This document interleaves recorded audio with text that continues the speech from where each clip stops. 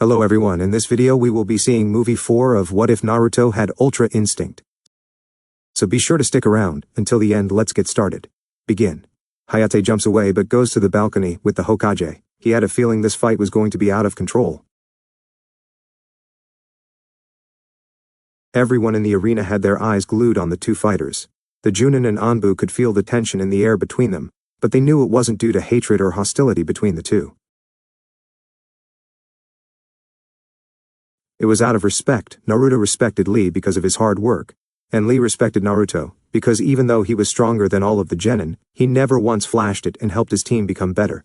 After settling into their respective fighting stances, Naruto in his Kame style and Lee in his Goken style, neither moved for about 2 minutes until Lee shot forward with a punch that Naruto easily blocked. Lee, not being one to give up, backed off and appeared behind Naruto, and swung a roundhouse kick at Naruto's head, which he ducked and quickly got into Lee's guard, and gave him 3 quick strikes to his ribs before he did a spinning kick, knocking Lee to the ground, causing him to roll. But Lee corrected himself and did a handstand, bouncing back up to his feet. The genin in the arena had their jaws hanging open at what they just saw. However, the Jonin and Hokage knew they were just testing each other. "Lee, take him off," Guy said. Lee nodded and took off the weights, throwing them to the side, causing a huge amount of dust to kick up. The genin were shocked that his weights were so heavy. Lee instantly appeared in front of Naruto with another punch that Naruto blocked. Lee disappeared again and kicked Naruto's legs from underneath him and gave a front kick, sending Naruto rolling into the wall. But as soon as Naruto hit the wall, he stood and sped in front of Lee, shocking him momentarily. He used that to his advantage and knees Lee in the gut, causing him to lean forward, which got him a knee to the chin and 3 more punches. But this time, Naruto gave him 2 punches in the ribs and a straight jab to the face, staggering Lee. Then he gave Lee a front kick, sending him to the wall. After a couple seconds, Lee came out of the wall. His jumpsuit was torn a bit and he had a busted lip. They looked at each other before disappearing. This time they were a blur to everybody that couldn't see Jonin-level speeds through kicks, punches, elbows, knees, and an occasional headbutt at each other. Each one was connecting, and sometimes their fists would hit each other, resulting in a small shockwave. They were met in a stalemate, with Lee holding one of Naruto's fists and Naruto doing the same. Lee gave Naruto a knee to his gut and an upward kick to the chin, then gave a few quick punches to Naruto's ribs and kicked him away, sending him flying back. As soon as Naruto stood, Lee was on him again. He came spinning towards Naruto with a kick. Leaf Hurricane. Naruto barely had time to block. He managed to cross his arms in front of him, but the force behind the kick sent him into the wall. Naruto stayed in the wall for a few seconds. His shirt was torn up, but he didn't care. He went through hand signs and said a move nobody thought they would see again. Dance of the Teleporter. He started moving so fast using the Shunshin that it started to create after images, but to the genin watching the fight, all of the after images started beating Rock Lee, who was doing his best to avoid and block the kicks and punches, but was failing. He was getting knocked around so much that Guy was worried about his student. After the jutsu ended, Lee was bruised and had cuts all over him. After a few seconds, he was standing up in his stance, breathing. He started to unwrap the wrist tape he had on and begun running around Naruto in a circle, going faster and faster until he suddenly appeared in front of Naruto and kicked him in the air and jumped up after him, giving him a few more before wrapping him up in the wrist ache. He grabbed Naruto and stared a corkscrew spinning motion, going headfirst to the floor. "Take this," Lee said. "Primary Lotus." Naruto crashed into the ground while Lee jumped away at the last second. Everyone was waiting for the cloud of dust to settle and see the condition of Naruto. After a while, the dust settled and revealed Naruto standing, although he was supporting some cuts on his body now. Lee and Guy are in shock that he is able to stand after that. "How are you standing after that?" Lee asked. "I covered my body in a layer of chakra, canceling out some of the damage I would have taken. Although you didn't give me much time to create the layer, but I managed to pull it off," Naruto said. After that, he noticed Lee was in pain and he rushed him and started beating him with punches and kicks. Lee jumped back, but Naruto appeared in front of him as soon as he landed and started giving him more punches. The beating Lee was taking almost made Guy want to jump down and stop the fight, but he remained on the balcony. The genin, on the other hand, were shocked. They never seen such a fight in their life. While the Leaf Junin knew it was a no-brainer that if not both, one of these two would get promoted to Chunin. Meanwhile, Naruto just landed a vicious punch to Lee's gut, lifting him off the ground, and then a strong right hook, making Lee stumble, and he rushed him again. He delivered an uppercut and started raining down lefts and rights, and of them connecting after 15 seconds of non-stop left and right punches. He stopped and looked at Lee, whose arms were limp at his side. He gathered chakra into his fist and gave a straight jab, sending Lee flying into the wall. Lee, Tenten and Guy yelled, worried about their student and teammate. After 2 minutes, Lee came out of the wall bloodied and breathing heavy. He took a stance, but this time his arms were crossed in the position of intent. Naruto, knowing what was coming, released his resistance seals and activated his sharingan. Resistance seals, release. Now the Junin and genin, including his team, were shocked. Asuma spoke up. "Kurenai, What the hell have you been teaching your students? I didn't teach him that. He already knew Funjutsu when he came to my team. He gave all of us resistance seals in fact, but I thought he already deactivated them given how fast he was moving. She replied. Guy-sensei, why doesn't Lee just give up? I don't think he can take any more beatings, Sakura said. That's because the Leaf Village lotus blooms twice. Guy responded. Huh, I've heard that before. Yeah, Lee said something like that to me in the Forest of Death, she replies. But that means. No, Guy, you didn't, Kakashi stated. Oh yes, Kakashi, I did, Guy responded. So you're telling me that Genin, that boy, can open the 8 inner gates and use the hidden lotus? Kakashi said. Hidden lotus? Neji thought, hearing the conversation between them. That's right, I did, Guy said. Well, if that isn't the most. Okay, so how many gates can he actually open? Kakashi asked. 5 gates, Guy answered. Okay, what are these 8 inner gates and the hidden lotus you're talking about? Sakura asked, tired of being ignored. The 8 inner gates are like valves or chakra limiters that must be opened if one wants to release the hidden lotus, Guy says. I still don't get it, she said. There are 8 chakra gates along the chakra network. Located at those points in the body is where the chakra is the most heavily concentrated. Starting at the head there is the gate of opening, the gate of rest, the gate of life, the gate of pain, the gate of closing, the gate of joy, the gate of shock, and finally the gate of death. These are what is called the 8 inner gates. Their purpose is to limit the amount of chakra through the body, but the lotus exerts tremendous pressure on these limiters, eventually forcing the gates open. This releases the restraints on the chakra, the result being that a person's strength can be increased 10-fold or more, Kakashi said, as he lifted his headband revealing his sharingan. The primary only opens the first gate, the gate of opening, releasing the brain's restraints on the muscles, freeing the person to bring forth the body's strength to the full extent. You've seen the results, Guy continued. What about the hidden lotus? Sakura asked. At the second gate, the gate of rest, one's strength is increased further, and at the third gate, the gate of life, one enters the hidden lotus, Guy said. But the primary lotus almost destroyed him. He could barely move. What would happen to him if he takes it farther? She asked. Exactly, by opening all 8 gates you can obtain strength. Even then, cages, the only drawback is you die, Kakashi said, shocking Sakura. I don't know what that boy means to you, Guy, but I shouldn't have to tell you we never bring personal feelings into play. I never thought you were capable of this, Kakashi said.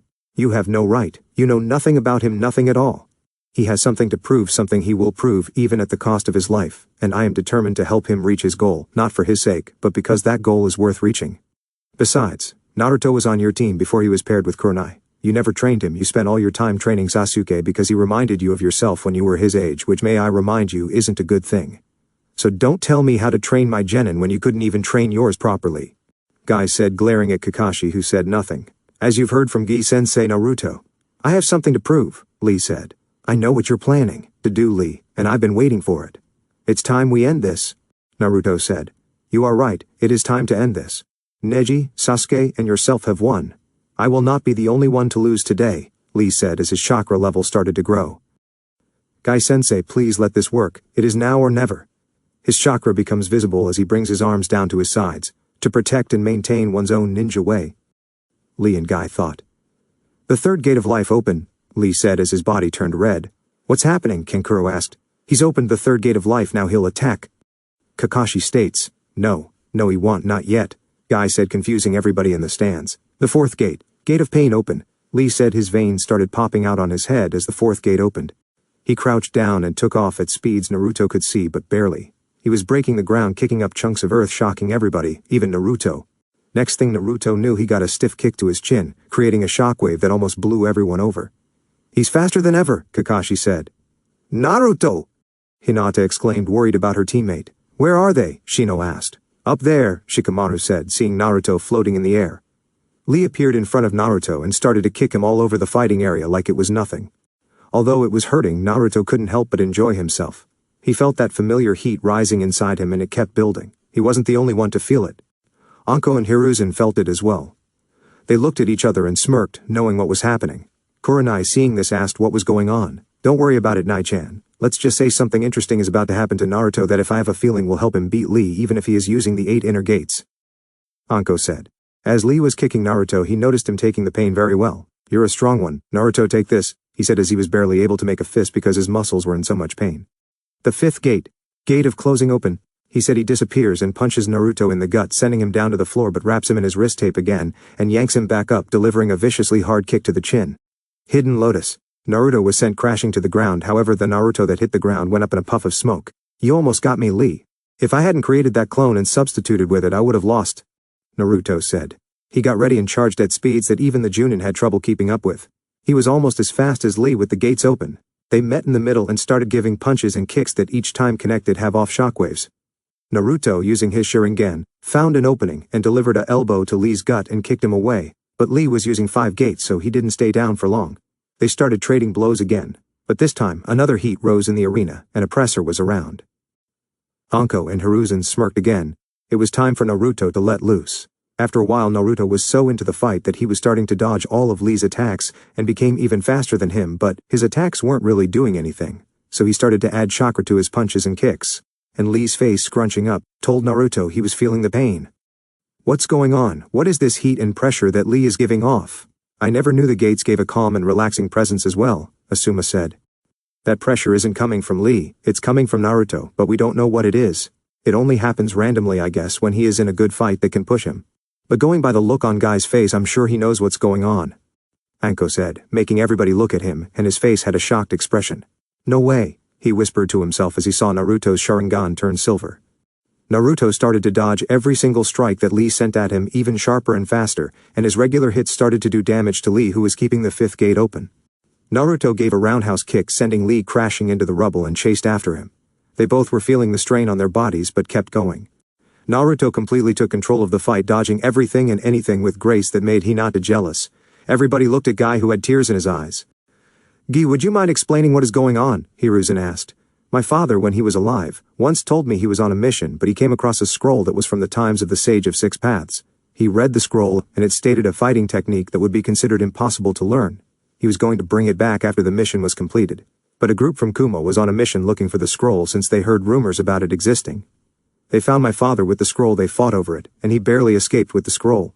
The Kumo team found him and tried to take the scroll, but he burned it, and before the Kumo shinobi could attack, his backup arrived. He told me this fighting style was so difficult that the sage himself said he couldn't do it. It's a technique that allows your body to attack and dodge on its own, but to do that your mind must be completely empty and just let your body take over your motions. He said that it should be easier to dodge without thinking because some people's bodies do that automatically. However, he said attacking will be difficult since everyone thinks about their attacks and if they will work. However, seeing Naruto use it without even knowing is a complete honor, and I'm lucky to be alive to see it happening in front of me. The pressure and heat you feel is from Naruto. He is in a sense in the heat of the battle, and his pressure comes from the amount of power this gives off. However, your body will be in a tremendous amount of pain if you aren't used to using it. The sage stated in the scroll that he doubted the 8 inner gates would be able to defeat somebody who could completely use this technique to the fullest. If Naruto was to ever master this technique, I will personally bow to him as my superior, Guy said passionately, shocking everyone, as he has only been passionate about his flames of youth. Although Lee is my student and I care for him like a son, and wish him the best, he will not win this fight, he said. So what's it called then, Guy? Anko asked. Ultra Instinct, he says, as Lee and Naruto separate. They get ready for one last attack to end this. Naruto gathers a large amount of wind chakra in his right hand, and Lee does the same with his chakra from the 5 gates. Hiruzen, seeing this, takes action and yells, I don't care who you are or what village you are from, if you can use the mud wall jutsu, do it now and use as much chakra you can. If they clash, they crash, they will bring this building down on top of us. Every Junin and Shino did the jutsu, while Gaara sent out a huge wall of sand getting in between the walls. Naruto and Lee rush forward and let loose their chakra attacks. Lee sent his chakra forward, and Naruto said his jutsu, wind-style pressurized fist. Naruto thrusted his fist forward, sending the air chakra in the shape of a fist at Lee, and Lee sent his built-up chakra at Naruto. The result of the attacks was the mud walls and sand were destroyed in the explosion. Everyone was sent flying back from the shockwave, but the stadium remained intact. Everyone stood waiting for the smoke to clear after 5 minutes. The smoke cleared and showed Naruto standing barely with his sharingan activated, and Lee was stuck in a wall unconscious. The Hokage nodded to Hayate. Winner, Naruto Uchiha. Naruto barely looked up before his body locked up on him and he fell to the ground face first. Kurenai and Guy rushed to the arena to grab their students, and both had proud smiles on their faces. They took them to the medic area to get checked over, and Kurenai returned, but Guy stayed behind. He couldn't help but be happy as tears fell from his eyes at the 2 boys, no men in front of him. That was the best taijutsu fight he has ever seen. Okay, can everybody who won their match in Gaara come down to what remains of the fighting area? You need to pick numbers to see who you are fighting in the finals. Anko said everybody picked a number and showed it to Anko. Kakashi and Kurenai had to pick for Naruto and Sasuke. Okay, so the fights are based on the numbers you drew. Look at the board and you will see your name and your opponent. Anko said everyone looked at the board. Match 1 Neji vs Naruto, everyone felt bad for Neji. Match 2 Sasuke vs Gaara. Match 3 Kankuro vs Shino. Match 4 Shikamaru vs Dosu. Match 5 Temari vs winner of Match 4. Those are the matches for the final round. You have 1 month to prepare, Hiruzen said. Why a month? Asked Sakura from the balcony. Well, we can't do it next week clearly, because of the stadium's condition thanks to the last fight. Plus the judges will be coming in. It's not just me, it will be the Kazekage, the Fire Daimyo, and a council of shinobi from both Suna and the Leaf. Now he was interrupted by Naruto, limping into the area with a crutch. Hokage-sama, I need to talk to you, and bring the Sanjanin and Junin-sensei, he said in a serious voice. The Hokage nodded. Now you all have a month to train and get prepared for your matches next month. You're dismissed, however. Sand Ninja, please follow me. He said he got a nod from the 3 Genin and Junin. Shino discreetly put a big on the Hokage, but a glare from Naruto with his sharingan active made him call it back. Naruto led them to a separate room and put up a privacy barrier. Okay Naruto, what is it that you need? Hiruzen asked seriously. Snake in the grass, was all Naruto said. He got a nod from the Hokage to continue. Orochimaru is planning an invasion with Sand during the final round, he said, making the Jonin and 2 Genin nervous. Gaara just stood there. How do you know this, Naruto? This is a serious accusation. Hiruzen said, getting 3 nods from Kankuro, Temari, and Baki. That would be because of me, Midnight said, walking out of the shadows. Naruto, why is there a 4-tailed fox here? Hiruzen said. This is Midnight, one of the spy foxes I said I would use to spy on Kabuto. He got a nod from Hiruzen, who knew about the contract but not Kyuubi being the boss. Okay, go ahead and explain, Midnight, Hiruzen said. As Naruto said, he summoned me to spy on a Kabuto guy who smelled like snakes. We the foxes hate snakes and toads. Midnight said. Well, there goes Jiraiya giving him the toad contract, Hiruzen thought. Anyway, I was spying on him since the first day of the Chunin exams, and he met up with this guy named Orochimaru. He met up with him every day, until he fought Naruto. Good job, by the way. They were talking about an invasion during the Chunin exams finals with Sun's aiding sound. However, I'm sorry to say this, but the Kazekage is dead. Orochimaru has been acting as him for a couple of weeks now. He killed him on his way back from a meeting with the Wind Daimyo, because he refused to attack the Leaf despite the Wind Daimyo taking missions away from them. The key to the invasion is Gaara. He plans on you releasing the One-Tails during your match. A sleeping genjutsu will be casted by Kabuto starting the invasion. He will be disguised as an Anbu. That's everything I know. Midnight finished. Thanks, Midnight, you've done enough. This is for you. Naruto unseals a pile of meat which Midnight drools over. Naruto sends him back home. Now about the invasion and Suna's involvement, Hiruzen said, scaring the Sand Ninja, even Gaara. We had no idea it was Orochimaru, we were just following orders. Baki quickly said. Temari and Kankuro agreed. Don't worry, I'm not going to blame you. However, I want you to participate in the invasion, act like you are still attacking us. But when the invasion starts, you will attack the Sound Ninja. I will deal with Orochimaru myself. It's time I put an end to my student for good. Does Orochimaru leave Sound Ninja in the Sand Village? Baki shakes his head no. Okay, good. When the Kazekage leaves for a diplomatic mission, gather the council and all ninja and tell them about Orochimaru and tell them the plan. Hiruzen said. Okay, will do. However, we still have 2 problems. Sand will need a Kazekage after all this is over with, and we need to do something about Gaara. He can't fall asleep or the One-Tail will escape. Temari said. Well, I can't tell who will become Kazekage, so Baki will probably become the temporary Kazekage, or the council will handle everything until someone is chosen. As for Gaara, I can get my seal master to fix his seal, which seems to be the problem, Hiruzen said. Great, how long until the seal master can do it? Kankuro asked. I don't know, ask him yourself, he said, pointing at Naruto, who actually stopped paying attention. He came to and everybody was looking at him. You say something? Hiruzen took a deep breath to calm himself down. Can you fix Gaara's seal? Baki asked. I already did. He pointed at Gaara, who was snoring face down on the floor. When did you do it? Temari asked. When we fought in the room at the Chunin exams. You never noticed how calm he's been the past few days? I wonder why he chose now to sleep though, Naruto said. All right, is everything in order? Hiruzen asked and got 3 nods and a snore. Okay, you all have one month to get ready, good luck. They all leave. Naruto and Hiruzen head to his office. Naruto lays down on the couch to relax and let his healing abilities get to work. After about 30 minutes of him and Hiruzen talking, a presence has been outside his window for 15 minutes. Are you waiting for a fucking invitation, or are you going to stay out there all day? Naruto spoke and in came an old man with long white spiky hair with 2 bangs framing his face with red lines coming from his eyes, wearing a green kimono short shirt and matching pants. He wore wooden sandals and a red hori, with a headband with a kanji for oil on it. So who are you? The man starts dancing, and Naruto stops paying attention. The man finished dancing while looking at Naruto, who was of course not paying attention. What? He asked. The man fell off his toad, and Hiruzen could only sigh at this. Naruto, this is my student Jiraiya, one of the legendary Sannin. He has agreed to be your teacher for the next month, Hiruzen said, and Jiraiya nodded. Why do you want to train me? Naruto asked. Jiraiya looked at Hiruzen and nodded. There is a group of S-rank criminals called the Akatsuki, and they are hunting down Jinchuriki for the tailed beasts inside of you. They plan on extracting them for what I don't know. I do know if the extraction process is complete you will die, he said. What are you going to train me in? Naruto asked. I'm going to teach you how to control the Kyuubi chakra and use it properly, Jiraiya said with a proud smile on his face. Have you ever trained a Jinchuriki on using tailed beast chakra? Naruto asked. Well, no, but it can't be that hard. You just draw out as much as possible, and then try to control it, he said like it's the most obvious thing ever. You're a fucking idiot. Let me get this straight. I have a group of S-rank criminals after the tailed beast chasing me? Jiraiya nods. You want to train me using its chakra to use against them? He nods again. You've never trained a Jinchuriki in using tailed beast chakra and your solution is to pull as much as I can handle. Another nod. Has it ever occurred to you that since they are hunting tailed beasts down that they know how to counter it? A shrug came from Jiraiya. I'll pass this guy as an idiotic moron. I'll see you later, old man. With that, Naruto vanished. He made it to Anko's house to talk to her. He unlocked the door and she was sitting on the couch looking like she was thinking hard. Naruto put a hand on her shoulder, startling her. What's wrong, Anko? He asked. The invasion next month. We can't take on 2 villages at once and I'm afraid I'll lose Iruka, she said. Oh yeah, you haven't heard yet. Well, I can since you're one. The S-rank mission file, he said and activated the barrier he put up last time he walked in on her and Iruka on the couch making out. When did you put that in here? She asked, confused. When you and Iruka looked like you were about to have sex on the couch about 2 weeks ago, he said. She sighed. We didn't have sex. Kissing is all we've done. He hasn't even seen the girls yet. I'm afraid he's like the other guys who just want to get in a girl's pants and move on, she said. You do know he is pure like you, right? He said, getting a shocked look from her. Really? Yeah.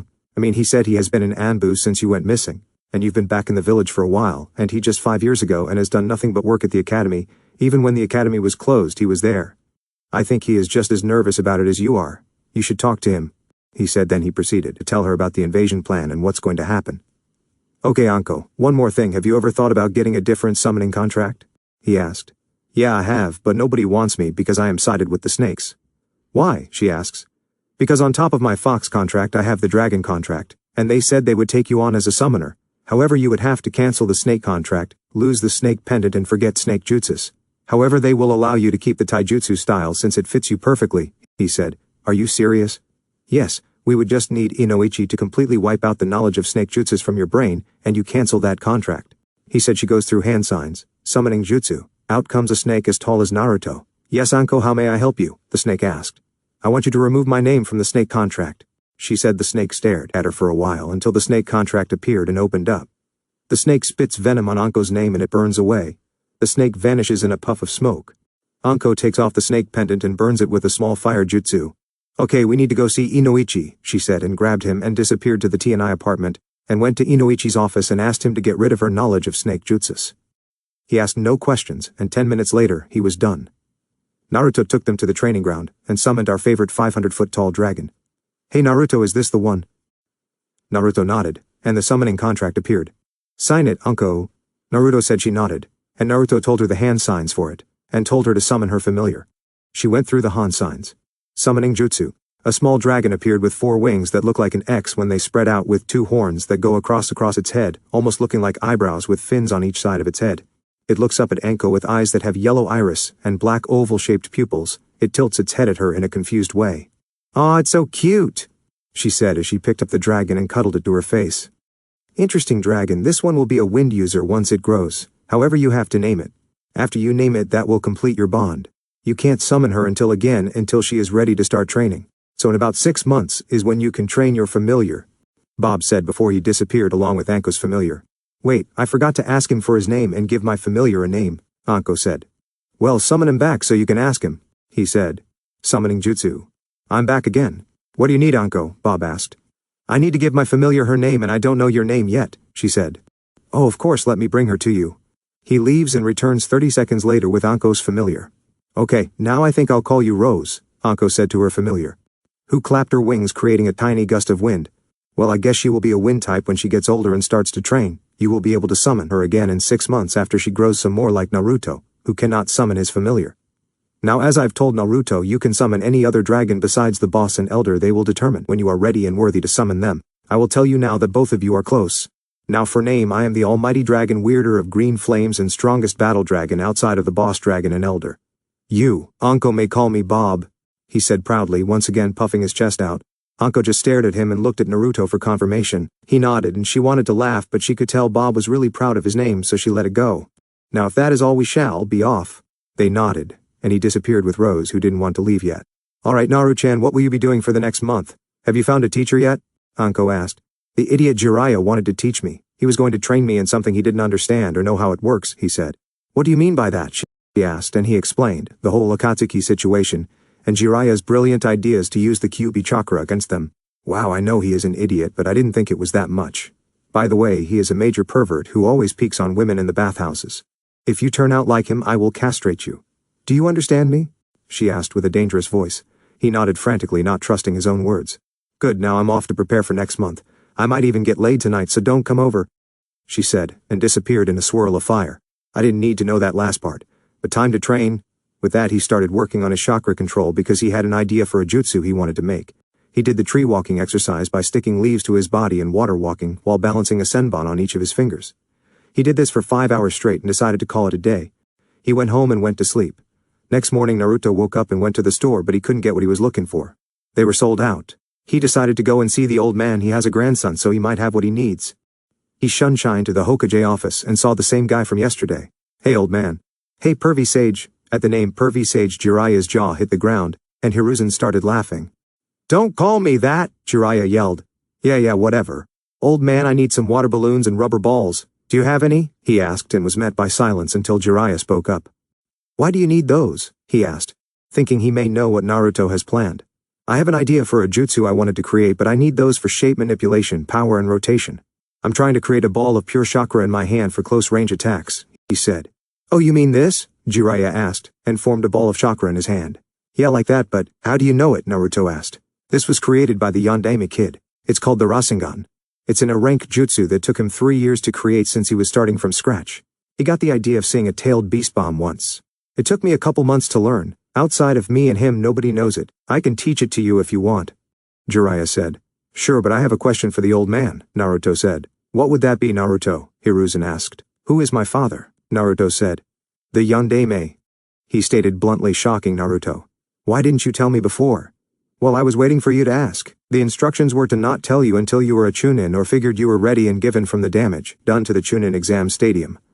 You are more than ready, he said, making Naruto scratch the back of his head like his father always did when he was embarrassed. Yeah, good job on that, kid. Now it's time I introduce myself. My name is Jiraiya, yes, but I am also your godfather. I didn't raise you because I figured I would do better keeping outside threats from harming you. I've been keeping an eye on you for the last 13 years. I've only had to stop 50 outside threats to you because somebody told them that there was an Uchiha around that was not being looked over by the clan. I guess Danzo has a hand in that. We know how good he is at hiding his tracks, Jiraiya said. Okay, that's a reasonable explanation. I already know who my godmother is, so it's okay with me, he said. Who's your godmother then? Jiraiya asked mockingly. Kushina Uzumaki. I know because when the old man gave another scroll that had been left for me, it contained the Uzumaki sealing notes and a letter from her explaining who she was, and that there may be another Uzumaki out there somewhere, and some may be around my age. She said that when every Uzumaki is born, there is a seal placed on them that is explained to them at the age of 7, but one that be active until they are 8. It's invisible to anybody who hasn't mastered the first 4 levels of Uzumaki sealing. It can be activated by whoever has the Uzumaki sealing notes. Inside of it is a beacon seal that lets you know when an Uzumaki is around that shows all Uzumaki alive. I activated the seal once, and it only showed 2 Uzumaki clan members alive, but it had a 3rd spot on there, showing a half or less than half Uzumaki being alive. One was in the Chunin exams during the second part, but I never found who it was. I'm going to try again in a couple of months, and then I'll send out the other part of the seal letting them know they can come to Konoha. Alright Naruto. How far along are you in the Uzumaki sealing notes? Jiraiya asked. I just finished level 5 right before the Chunin exam started, he said. Alright, well Naruto, this is the scroll your father left for you. It can only be opened by your blood. My guess is that this was supposed to be a birthday gift for you since it wasn't a freshly made seal when I found it, Hiruzen said as he handed the scroll to Naruto. He activated the blood seal and a small scroll popped out. He unrolled the paper inside and read it out loud. Happy 15th birthday, Naruto. I know this isn't much of a gift, but I was never really good at those. This is two of my most prized jutsu. The first is the Hiraishin jutsu. It was created by Tobirama Senju, however I made it even better than he made it. The only way you can use this jutsu is if you have mastered all 10 levels of space-time fuinjutsu and have figured out the key to getting it to work. The second is my personal jutsu. It's called the Hiraishin Dorai. You must know space-time fuinjutsu for this as well. This jutsu creates a barrier that is capable of transferring anything to a marked location. I guess if you use enough chakra you can teleport a tailed beast bomb, but I don't want to find out if you can. Below I have left you 50 spare tri-prong kunai for both of these jutsus. Now I have one more technique called the Rasengan, but I'll teach you that myself. Enjoy your day. Love, Dad. To say Naruto was shocked was an understatement. He was crying because he was supposed to get this gift from his dad next year. Wow. So I guess Minato was planning on passing his legacy down to you at the age of 15. So how long do you think it should take you to complete these jutsus? Jiraiya asked. Well, I already know space-time fuinjutsu, but even though knowing fuinjutsu is required, these are classified as S-rank ninjutsu, so I'll probably have them done within a couple of months. Probably sooner. I just need to figure out the secret to them and everything else will be somewhat difficult. Naruto responded. Alright, let's head to the Hokage's training ground to begin training. Jiraiya responded. Naruto disappeared in a swirl of blue fire. Why is his fire blue? He asked his teacher. I don't know, it's always been like that. His lightning is red as well, he said, shocking Jiraiya, who left in a swirl of leaves. Jiraiya arrived at the training ground seeing Naruto already inside the barrier waiting for him. How'd you get in the barrier? I've been training here since I was 6. We wanted to keep my sharingan training a secret, he said. Who taught you? Before the academy, I mean. I know it wasn't Kakashi, having heard how he is towards you, Jiraiya asked. Shisui Uchiha trained me until I was 8 before he died. Everything else was self-taught. Even after I got a Junin sensei I still taught myself, especially when I was on Team 7. With Kurenai she couldn't teach me much except chakra control, but she would spar with me to try and fix any holes I had in my taijutsu as best as she could, Naruto said. Okay, so how strong are you exactly? Jiraiya asked. Naruto shrugged his shoulders. I know I'm stronger than Kakashi, he said, shocking Jiraiya. Even though Kakashi slacked off in his training, he was still not to be taken lightly. Okay then, are you healed up 100%? He got a nod from Naruto. Okay, let's spar before we begin the Rasengan. They get into their respective stances, and Naruto charged at Jiraiya, and Jiraiya blocked the punch, but winced from the power behind it. They spared for an hour before Jiraiya called for a stop. Okay, you are definitely low Sannin level, however you're not strong enough to take on even the lower-ranked members of the Akatsuki, he said. The only member I know is Itachi, because Orochimaru was a part. But he tried to take over Itachi's body for the Sharingan but lost and barely escaped. It was only because Orochimaru's helper Kabuto showed up. You can maybe go toe-to-toe with Itachi in taijutsu because of your Sharingan, but without it you would lose to him. Also watch out for his Mangekyu, it's impossible to counter it, he said seriously. I can counter his Mangekyu with my own, Naruto said, activating his Mangekyu Sharingan. When? Is all Jiraiya asked. Shisui, was the response, and he understood. One thing about Orochimaru, he can't keep his mouth shut, and through a lot of research he accidentally found out how to awaken the Mangekyu. But what Orochimaru didn't know was how to counter the blindness. Okay, let's begin with the first step of the Rasengan. The first step is you must pop the balloon with only your chakra. I'll demonstrate for you, he said, as he unseals some balloons filled with water. He held one in his hand and began to channel chakra into the balloon, making it bubble all over before popping. Once you can do that in 1 second, we can move on to the next stage. Naruto grabbed the rest of the water balloons and got to work. It took him 6 hours to get the balloon to pop. He had a lot of problems with it. He made it flat like a disc and somehow made it stand up straight like a senbon that resulted in a sweat drop from both him and Jiraiya, who couldn't even figure out how he did that. He eventually got it, but it took him 5 seconds to pop it. He grabbed another water balloon. He had about 30 left out of the 100 that he originally had. After another 5 hours he was able to get the balloon to pop. However, tomorrow he would try to get it to pop in a split second since Jiraiya had given him tomorrow off. He left the training ground and went to Ichiraku's and ate some food and talked with Ayame. He found out she had gotten offered a marriage contract from a noble family and declined it.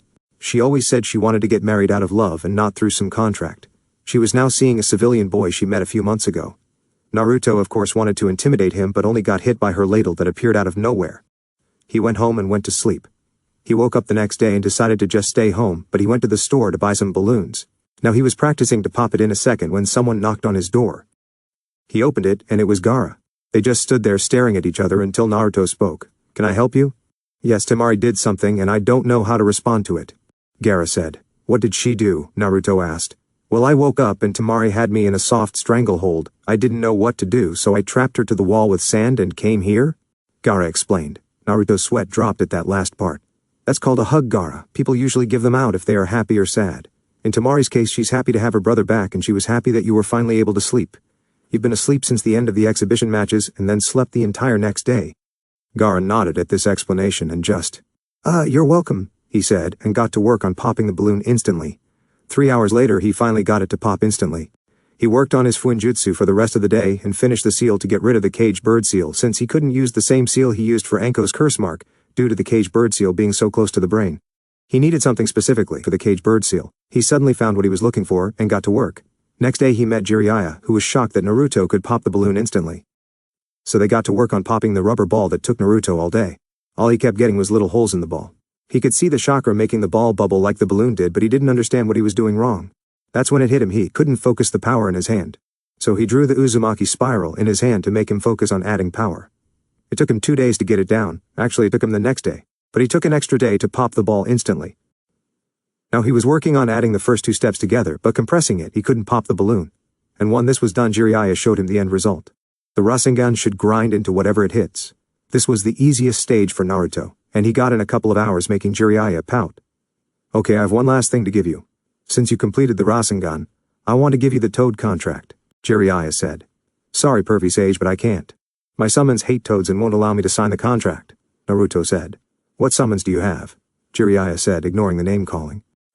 The fox contract, Naruto said. Shit, it would be the foxes. Well, the main reason I needed to give you the Toad contract is because they have the key to your seal and you can't get it unless you sign the contract, Jiraiya stated. Well, how about you summon the toad that has the key and I can look at it and make my own key, Naruto told him. That should work. He goes through the hand signs.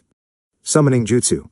A black and orange toad appeared out of the smoke. Jirotora, I need you to show Naruto the key to the seal. He can't sign the contract, because he signed the fox contract, Jiraiya said. Are you sure, Jiraiya, he's just a kid? Jirotora responded. Yeah, I'm sure. He just wants to see it so he can make his own. He's better than me at making seals, so I believe he can do it, Jiraiya said. Alright, if you say so, but after this you should summon Gamabunta and tell him, Jirotora says, and he stretches his body and a scroll-like section of his body unravels showing the key. Naruto activates his Sharingan, memorizing everything before deactivating it. Jirotora disappears, but before they can do anything, a large toad appears. Jiraiya the toad yelled. Yes, Bunta, Jiraiya said. Where is the boy? I want to talk to him, Gamabunta said. I'm right here, Naruto said, standing next to Jiraiya. Okay, I understand you can't have the Toad contract, and that is fine. Jiraiya messed up by not offering you the Toad contract earlier. I have a request. If anything were to happen to Jiraiya, I would like you to hold on to the contract and find a new summoner. This is an odd request, I understand, but that is all I ask. Can you do that for me? Gamabunta asked. Naruto thought about it for about 5 minutes. Yes, the first can do that. How will you know where I am to get me the contract? Naruto asked. If anything happens, the elder Toad Fukusaku will bring the contract to the Hokage and explain the situation, Gamabunta said before disappearing. Alright, that's the only 2 things I could teach you. Everything else is Toad-related. I'll be in and out of the village the next few weeks setting up the counterattack. I'll be around to spar with you sometimes. After that, Jiraiya went up in a cloud of smoke. Naruto sat down on the training ground and made a Rasengan in both hands. He tried to increase the size of the Rasengan, but after it got a certain size, the outside shell would destabilize and the Rasengan would explode.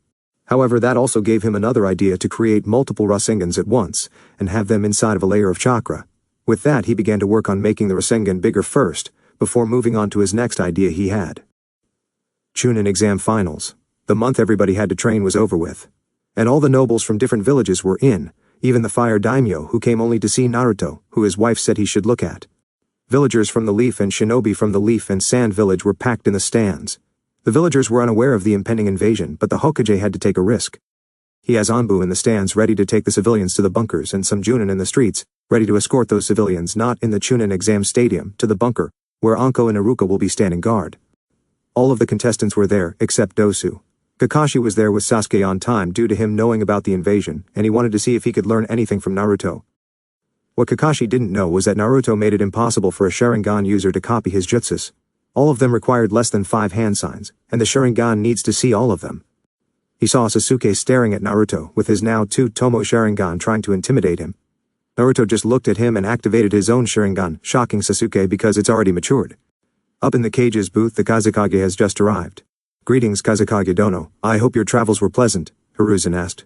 They were quite well, except for the usual bandits trying to make a quick Rio, although I am thankful that the exams are being held in Konoha. Due to your age, I don't know if you can handle the travels or the heat," responded the Kazekage. Hiruzen just laughed at this, playing along. "Oh, don't count me out just yet. I may be old, but there is still a lot of life left in these bones," he said. The Kazekage only nodded.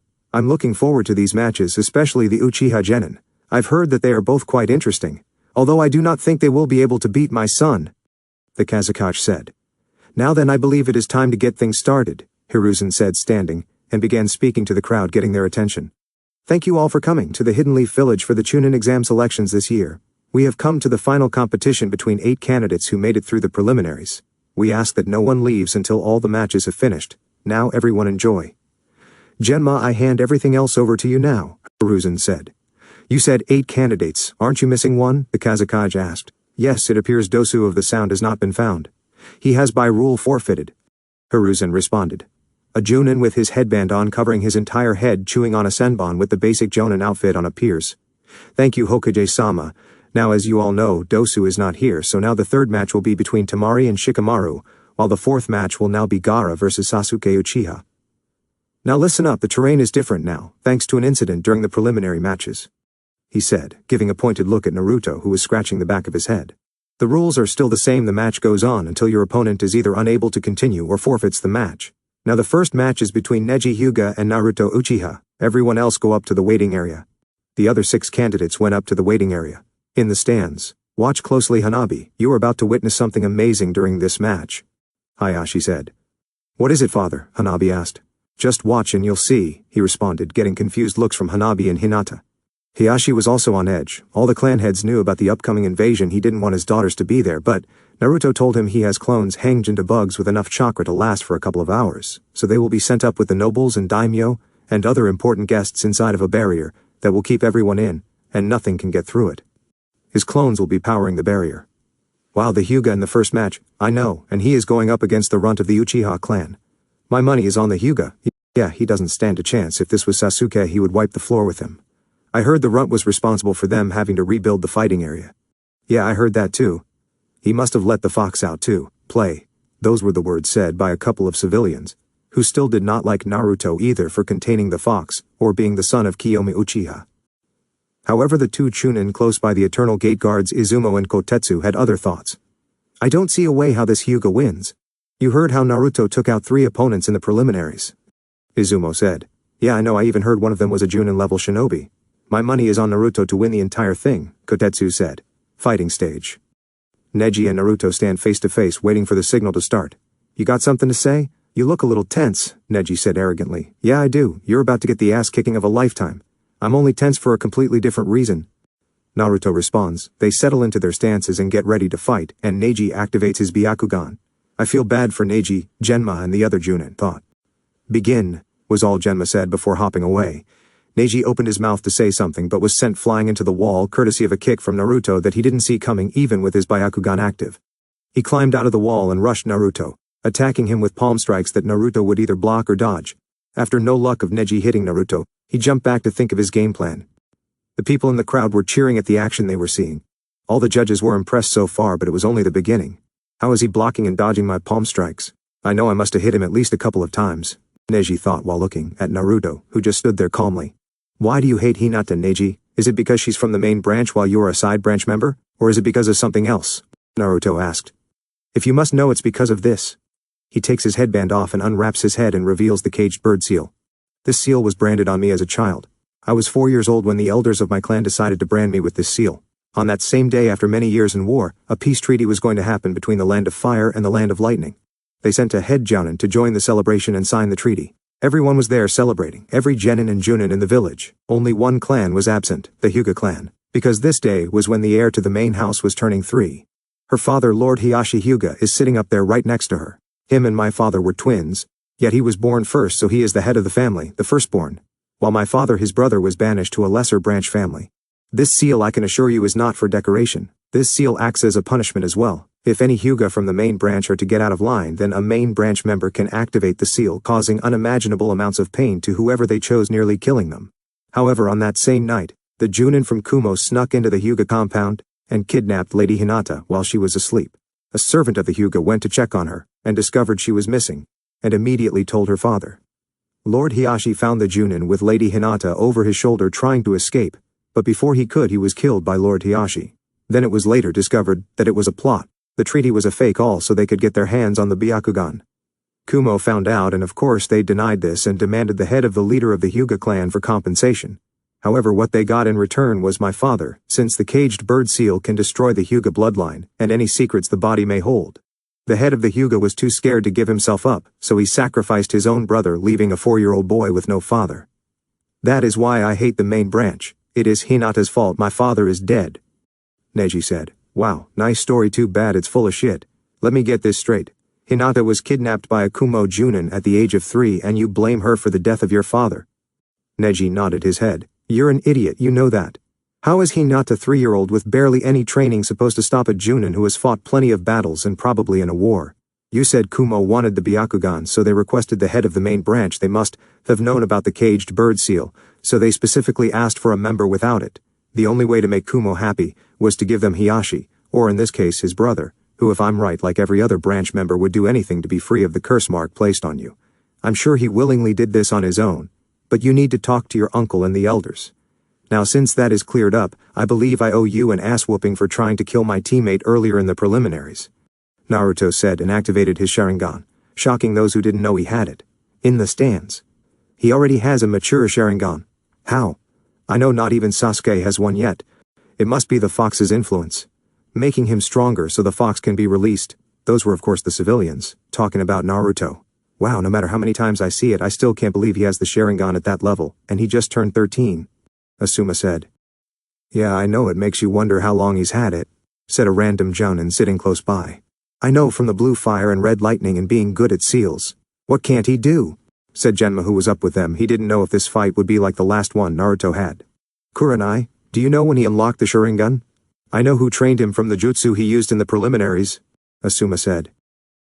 "No, I don't, only Anko knows when he unlocked it and matured it. However, I have a feeling he will reveal it," she answered. "With the nobles and judges. A Sharingan matured at 13, that is unheard of. Only recent memory is Itachi, who had his matured before he was 13, said one judge. "Yeah, I know, I'm with everyone else wondering when he unlocked it," said another. "Given the way he performed in the first round and the skills he's shown, I think we have our first Chunin, maybe even special Chunin. What do you think?" Another asked. He got nods of agreement from the other judges. "Daddy, I want him to be my husband. Can you make it happen?" asked the daughter of one of the nobles in the land of fire.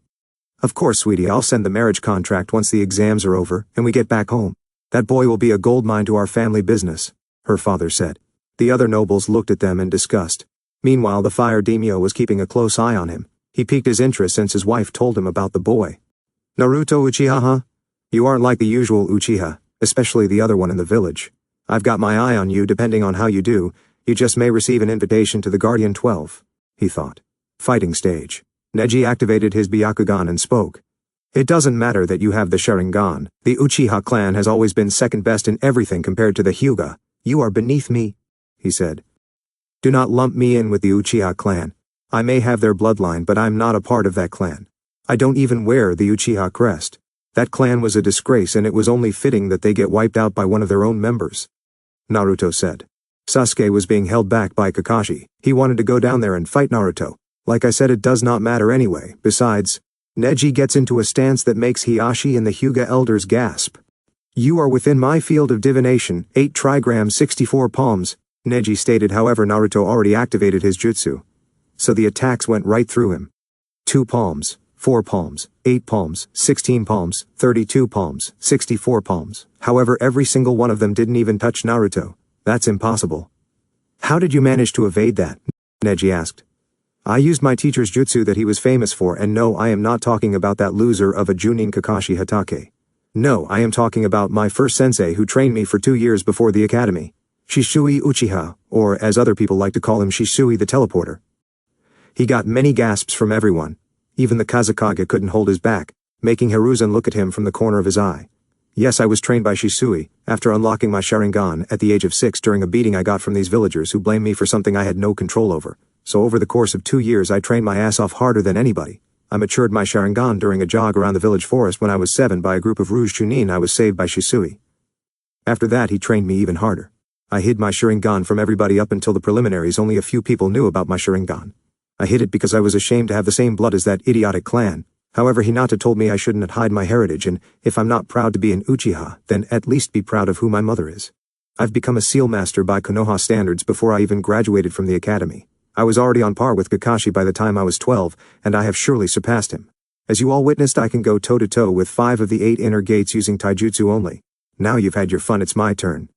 Naruto said he took out a shuriken and threw them at Neji, shuriken shadow clone. The one shuriken turned into 20 heading towards Neji at a fast pace. Rotation. Neji spun around creating a dome of rotating chakra knocking away the shuriken. So that's the Hyuga ultimate defense. I can't wait to break it. I've already found 2 weaknesses in the jutsu, he said. Oh yeah, and what's that? This is called the ultimate defense for a reason, Neji said. Then Naruto suddenly appeared in front of Neji, shocking him. The first weakness is you must rotate your body with your arm out for momentum, so if I'm in close it's useless, Naruto said. Neji then found a knee in his stomach and coughed up blood. Naruto then proceeded to give him the same beating he gave Lee. He made Neji look like his personal punching bag. The beating was so brutal, Hinata and Hanabi have tears falling down their faces. Even though Neji was cold towards the main family, they still loved him like a brother, so seeing this made them cry. Naruto finished beating Neji with a strong uppercut, lifting him off his feet, and delivering him a roundhouse kick to his gut. Neji hit the ground and coughed up blood. He stood after laying there for 10 seconds, although barely. I'm surprised you still can stand, but given your current chakra levels, I'd say you have enough left for 1 rotation. How about I show you the second weakness to that ultimate defense? He started to run at Neji, holding his hand out, and swirling noise was heard, shocking many of the older shinobi. They knew that jutsu, and who made it. The second weakness in the rotation is the way the chakra moves, which means, he said. Rasengan. Rotation. An explosion happened. Smoke and dust was clouding the fighting area, but a gust of wind from inside the smoke cleared it away, showing Neji laid down on his back, unable to move, and Naruto staring down at him. All of the Hyuga that were in the stands were shocked that the ultimate defense of the Hyuga clan was easily picked apart. As I was saying, your rotation only spins chakra in one direction. If you go up against an attack that spins in the opposite direction or multiple directions, it gets cancelled out and you lose. Hayashi-sama. I've finished the 2 projects, shall I show you the results? Naruto asked. Hayashi, knowing what he was talking about, stood up. Yes, you can, Naruto. I thank you for this, and the Hyuga will forever be in your debt, he said with a smile, shocking everyone. What could be so important that the Hyuga head will smile? Hiyashi, what is he talking about? Asked one of the elders of the Hyuga clan. Yeah, father, what is he doing? Hinata asked. Just watch, is all they got in a response. Naruto nodded and went through 50 hand signs and touched Neji's forehead. Cursed seal removal, seal evaporation. A slight burning sensation is all Neji felt that lasted for about 30 seconds. Naruto went through 20 hand signs and touched Neji on the side of his head by the temple. Bloodline destroyer seal. A seal appeared on Neji's temple before disappearing. Naruto pulled Neji up to his feet and everybody was in shock. What did you do to me? Neji asked weakly. Naruto put a medical seal on Neji, who immediately felt the effects of it, simply told him, I made you a free bird. As well as all the branch members. He pulled out a kunai and showed Neji his reflection. Neji was in shock, but before he could say anything he passed out. What, Hiyashi, we will not stand for this. The caged bird seal was always a part of our family tradition, yelled the elders. Well, it's a good thing I don't care. As the Hokage as my witness, the Hyuga shall remove the caged bird seal from all branch members, and we will all have this new seal put on us. It is time the Hyuga became whole and not separate families. I would rather we not have a situation like the Uchiha clan did. We will remove all seals after the Chunin exams are finalized, he said proudly. The elders were not happy about this. As this was going on, Orochimaru decided to start the invasion early and signaled Kabuto, who was building up chakra, to begin the genjutsu to start the invasion. But Naruto felt the buildup of chakra. We wish your daughter was kidnapped as a child. She was useless to us, so we set up the kidnapping of her with Kumo Junin. Everything was ruined. This is not how things should be. We were close to running the Hyuga our way with you under our thumb, said the Hyuga elder, with the other nodding in agreement. Now this was a shock to Hinata and Hiyashi because the elder was Hiyashi's father. Now what the elders didn't know was that Naruto gave Hiyashi a truth seal to put on them, and told him to activate it after he removed the curse seal. Boy, do you have any idea of what you've won to the Hyuga clan? What do you have to say for yourself? The other elder asked. Well, 2 things actually. 1, thank you for exposing yourselves as traitors. You both are going to be killed. No sooner than he said that, Hiyashi struck them both in the hearts, instantly killing them and burned the bodies. 2nd is the will of fire will always burn even through the darkest of times. This was the signal that the invasion was about to begin, and right after that feathers started to fall, and an explosion was heard up in the Kage booth. Naruto's clones grabbed Hinata, Hanabi and Neji and took them up to the nobles area, and activated the barrier. The sand and leaf Anbu got every civilian out of the stadium quickly, and Kurenai and all Junin present released a wave of chakra, releasing anybody from the genjutsu. Sound ninja appeared and attacked. Giant snake summons appeared, destroying everything in their path, so Naruto decides to summon his foxes. Summoning jutsu. 5 large battle foxes appeared. "Naruto, it's good to see you. How may we help you?" one of the foxes asked. "My home is being invaded. Can you help us out with the snakes?" As soon as he said snakes, the foxes took off and started fighting the snake summons. "Naruto, you are to head to the bunker, guard the civilians with the rest of the rookies, except Sasuke," Kakashi said, showing up near Naruto with Sasuke by his side. "Sorry Kakashi, I'm the one who discovered the invasion. My orders are to take out the snake summons and as many sound ninja I can. My orders came directly from the Hokage, so fuck off." He pulls out the Kubikirabocho and charges into the fight. The sound ninja were confused because the sand ninja were supposed to be on their side but didn't dwell on it and began attacking sand ninja as well. All civilians were in the bunker being guarded by Gen and Anko and Iruka. And Anbu brought Sasuke because he was getting in the way during the invasion and almost got himself killed. "Anko, you may have some sound ninja on the way. Get the Genin ready for an attack and keep the civilians safe," the Anbu said before returning to the fight. "Alright Genin, listen up. We may or may not have sound ninja coming to the bunker. Be on the lookout." They all nodded except Sasuke, who ignored her and walked away. "Hokage Booth. So, Orochimaru, you've come to kill me," Hiruzen said. "Kukuku, yes I have. I also want to destroy the Hidden Leaf. That's why I've allied myself with the Sand Village. Within a few hours the Hidden Leaf Village will be no more," he said, but was shocked when Hiruzen spoke. "It seems you misunderstand then. The Sand Ninja are not fighting with sound, rather against them," he said. Orochimaru looked over and the sand was indeed fighting against the sound. "It's over Orochimaru, you've lost," he said. "No, I haven't lost. Sound 4 raised the barrier." As soon as he said that, 4 sound shinobi appeared, and a purple barrier rose up around them, cutting off the Anbu that arrived to help. "Now let's get started, shall we?" Orochimaru went through hand signs. Summoning jutsu, impure world resurrection. 3 coffins appeared with the kanji for first, second, and fourth hues, and knowing who is in that coffin threw shuriken at it, causing it to stop rising and go back into the ground. The other coffins finish rising and out steps a man with long black hair and red battle armor, and another with gray hairs, red marks on his face, and blue battle armor. These were the first and second Hokages, Hashirama and Tobirama Senju. "Now let's get started, shall we?" Orochimaru says as he shoves a kunai with a tag on the end into Hashirama and Tobirama, and they attack. With Naruto. After Naruto finished taking out his sound ninja around him, he looked around and saw the foxes take out the rest of the snake summons before leaving in a cloud of smoke. He saw the sand and sound ninja fighting, but the sound was losing ninja at a fast pace. He was about to head over to the bunker and help, but 10 more sound ninja appeared before him. "Naruto Uchiha, you are to come with us. Lord Orochimaru would like you to join his side," one sound ninja said. "Sorry, but I'm going to come with you guys. I'm staying in the leaf," he said. "Sorry, but you have no choice." All 10 sound shinobi attacked, and Naruto activates his sharingan. He began with taijutsu, blocking and dodging every punch and kick that was thrown his way. He punched one in the throat, but had to duck a roundhouse kick from his left. He quickly pulled out a kunai and threw it at another sound shinobi, piercing his heart. He looked up and saw the other 9 charging him. He held up a single hand sign, fire style, dragon rain jutsu. He breathed out a large amount of blue fire, and once it reached its highest level, dragons made of fire began crashing down, taking out 8 of the remaining sound ninja. The last one managed to get out of the way, but he did get the tail end of the explosion. Naruto starts concentrating, lighting chakra into his right hand, and summons a hammer of lightning and throws it at the sound shinobi, who is shocked at seeing this, and gets hit before he can stand up all the way. Naruto said one final jutsu. Lightning edge. His hand was covered in red lighting chakra, and he ran at the final sound shinobi, stabbing him through the heart, killing him. He stood up slightly out of breath and looked up as a squad of 5 blank masked Anbu appeared. "Are you serious? Oh well, let's fight." He pulls out the Kubikirabocho and they attack. He ducks out of the way from a tanto that was aimed at his head. He pumped wind chakra through the Kubikirabocho, and swung it behind him in a horizontal slash. Wind style, air slash. The attack cut 3 of the Anbu in half who weren't fast enough to get out of the way. The remaining 2 Anbu stood in front and behind him. He put his sword on his back and went through 2 hand signs. Water style, Octo Shield Jutsu. He is surrounded by a wall of water with 8 tentacles waving around the top of the water. The 2 Anbu attack and are surprised, but don't show it when Naruto moves his hands, and the water starts to move and attack. The Anbu tries to dodge the attacking whips of water, but one gets caught, and a sphere of water surrounds his head and drowns him. The other Anbu, thinking he can attack Naruto from behind, starts to move, but is stopped by a tanto going through his chest, courtesy of a Naruto clone that appeared behind him. Naruto senses for anybody else, and senses only Gaara, Temari, and Kankuro behind him. He drops the jutsu and turns to speak, but the clone vanishes and he gets the memories. Ayame was stabbed in the stomach by a sound ninja that managed to sneak in the bunker because Sasuke abandoned his post. However, Anko managed to kill the ninja and heal Ayame. He opens his mouth to talk, but a sense of death is in the air. He looks at the purple barrier Hiruzen is in. and that's where it's coming from. Gigi, he whispers and takes off toward the barrier. He makes isn't to the barrier, and sees Hiruzen with the death god behind him, while he is holding on to Orochimaru, with a sword through his chest, and a monkey, who he recognizes as Enma, trying to pull it out but can't, because it's being controlled by Orochimaru. Naruto is about to break the barrier to try and save him, but Hiruzen stops him.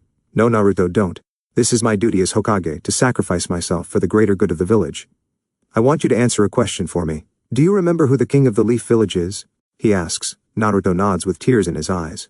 Good, I want you to continue to grow as a shinobi, and protect the king of the leaf. Make sure you never lose sight of what's important to you. Enma, I want to leave the monkey contract with Naruto. I want him to give Konohamaru the contract when he becomes a genin. It will be my last and final gift to him. Enma nods at this, sad to see his longtime friend go but understands his choice. Orochimaru, I may not have much strength left, but I can take from you what you hold dear. I'm going to take away your jutsus, he said and tightened his hold on Orochimaru. He signals the death god to seal away the arms of his former student. Orochimaru screams in pain as a spectral begins to leave his body, and his arms go numb and turn purple. The death god pulls its arm from Hiruzen through his back, taking his soul with him. Hiruzen puts one last smile on his face before falling to the ground dead. The death god vanished, and everyone could only stare at the lifeless body of the professor of shinobi just lying on the roof with a smile on his face. Orochimaru tells his Sound 4 to drop the barrier, and they do. One grabs his sword and grab him to leave. The Anbu jumped up to stop them but were cut off by a spiderweb shot from a 6-armed Sound ninja. Naruto looked up at the retreating shinobi, and locked eyes with the redhead of the group. Her eyes told him she was sorry, and she wanted to be saved from Orochimaru. Getting the message, Naruto nods and sees a brief sight of happiness in her eyes before they vanish. Naruto walks over to the body of his Gigi and can only look at it. He is soon joined by Junin and Anbu as they all mourn his death. They feel a surge of chakra, and look towards Naruto, who unconsciously activated his Mankiku sharingan, shocking all shinobi present. He picks up the body and vanishes. Nobody objected to him. Kakashi wanted to, but a look from Kurenai stopped him in his tracks.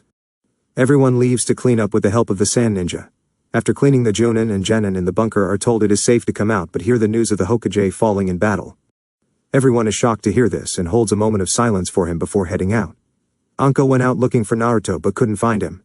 Next day it was pouring rain, and they held the funeral for the fallen Leaf Shinobi and Sand Shinobi, including the third Hokage. Everyone goes up and places a rose on the table with his picture on it. Naruto showed up, but he was hanging away in the back with Jiraiya leaning on the post they were both tied to as members of Team 7. After a while the funeral was over, and the Sand Shinobi left to return to the Sand Village. The sun came out and cleared up the sky. As this was going on, 2 figures were looking over the lead village wearing black cloaks with red clouds on them, with straw hats on their heads hiding their faces. Well, I guess it survived. The village is in better condition than I thought it would be, said the taller of the 2 men with a sword wrapped in bandages on his back. Not long ago it was at the top of its glory. Look at it now, said the shorter of the 2. You sound almost sad. Let me guess, you still have feelings for your old home, don't you? The taller one asked. No, none. The shorter man lifted his head a little bit, showing a pair of sharingan eyes. 2 days after the funeral for the fallen shinobi and Hokage, all the ninja were putting in work helping fix up the village. There were no civilian casualties. However, the Leaf lost 100% shinobi, all Chunin, Junin and Anbu. However, they were left with one problem. The village needed a Hokage. Nobody knew who was going to take the mantle, but one thing was for sure, they did need one. Oh yeah, baby, that's what I like to see, said a certain pervert sitting on top of the Hokage tower looking through binoculars at the women's side of a bathhouse. You'll never change, will you, Jiraiya? Said a voice coming up from behind him.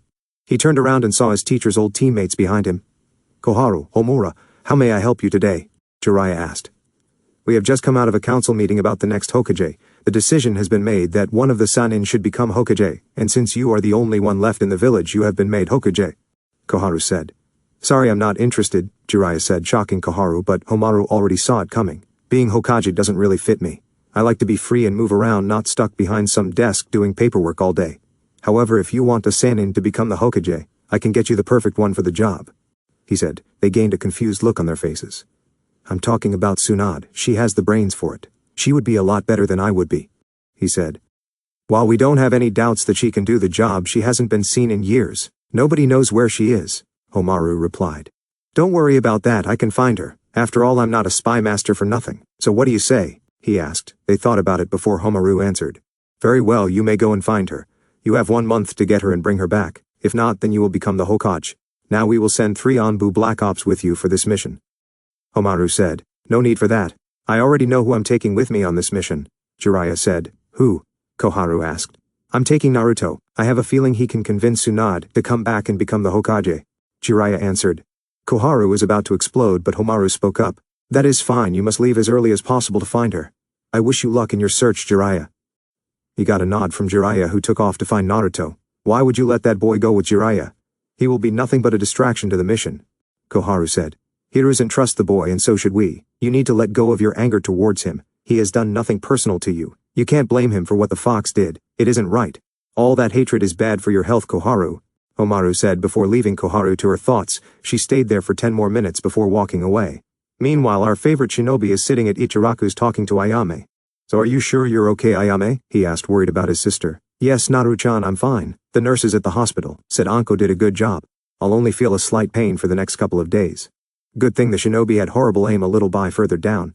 And I wouldn't be able to have any kids in the future. She said Naruto already knew about her dream of taking over the business, making it into a bigger restaurant and having at least 3 kids.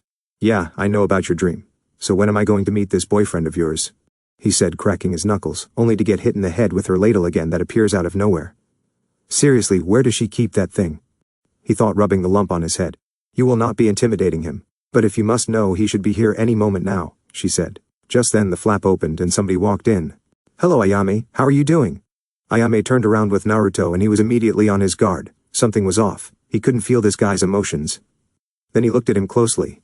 He wore a pair of shorts and a regular t-shirt. What set him off was the completely fake smile he had on his face that meant one thing. Ayame's boyfriend is a spy from Root to get close to her to get to him. Ayame, get away from him, he said with his eyes closed. Damn it, Naruto. I said you won't be intimidating him, she said, but turned around and met his Sharingan eyes. I said move. She only nodded and went to the back. Naruto sent 3 clones with her discreetly just in case. So why is Danzo having you get close to Ayame? He asked. But he knew the guy couldn't answer. I am not at liberty to say, the Root member said. Well, that's too bad. Before the Root member could respond, Naruto already stabbed through his heart, killing him. He sealed the body in a scroll and heard Ayame scream. He rushed to the back and saw another Root Anbu trying to take Ayame away, but his clone snuck up and cut his head off. Ayame was there in shock at what was happening. Naruto walked up to her and knelt down to her. Ayame, it's me, Naruto, are you okay? He didn't get a response. She just lunges at him and holds on tightly to her. Naruto hugs her and rubs her back, telling her it was going to be okay. Do you want to stay at my house for a while? I can have Anko check up on you from time to time, he asked. She spoke up after 5 minutes of silence. I would like to, Naruto, but I'm running the shop more and more now. I think Dad may be close to retiring soon. I can't just get up and leave the shop.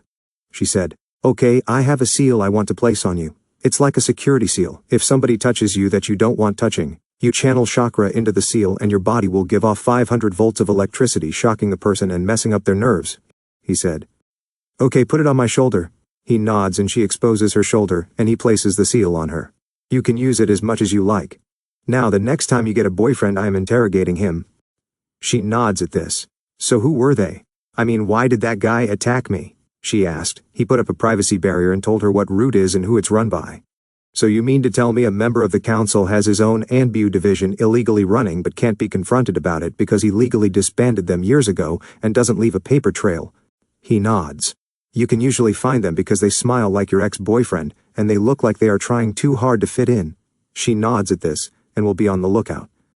Now, you didn't have sex with him, did you? Of course that got him hit with her ladle again. No, I didn't. But if I did, it would be none of your business, she said. Seriously, Ayame, where do you keep that thing? He asked, rubbing the lump on his head. Honestly, I don't know. It's like some kind summons as you ninja would it, I guess. I mean, as much blood as I've spilled on it, I guess it just appears when I want it to. She said. That's it. Thank you, Ayame. You just helped me out big time. He took off but bumped into Jiraiya. Ow. Damn it, Gaki, watch where you're going. Anyway, I was just looking for you. We have an S-ranked mission. Pack up, we leave in an hour. We have 1 month to complete this mission, Jiraiya said.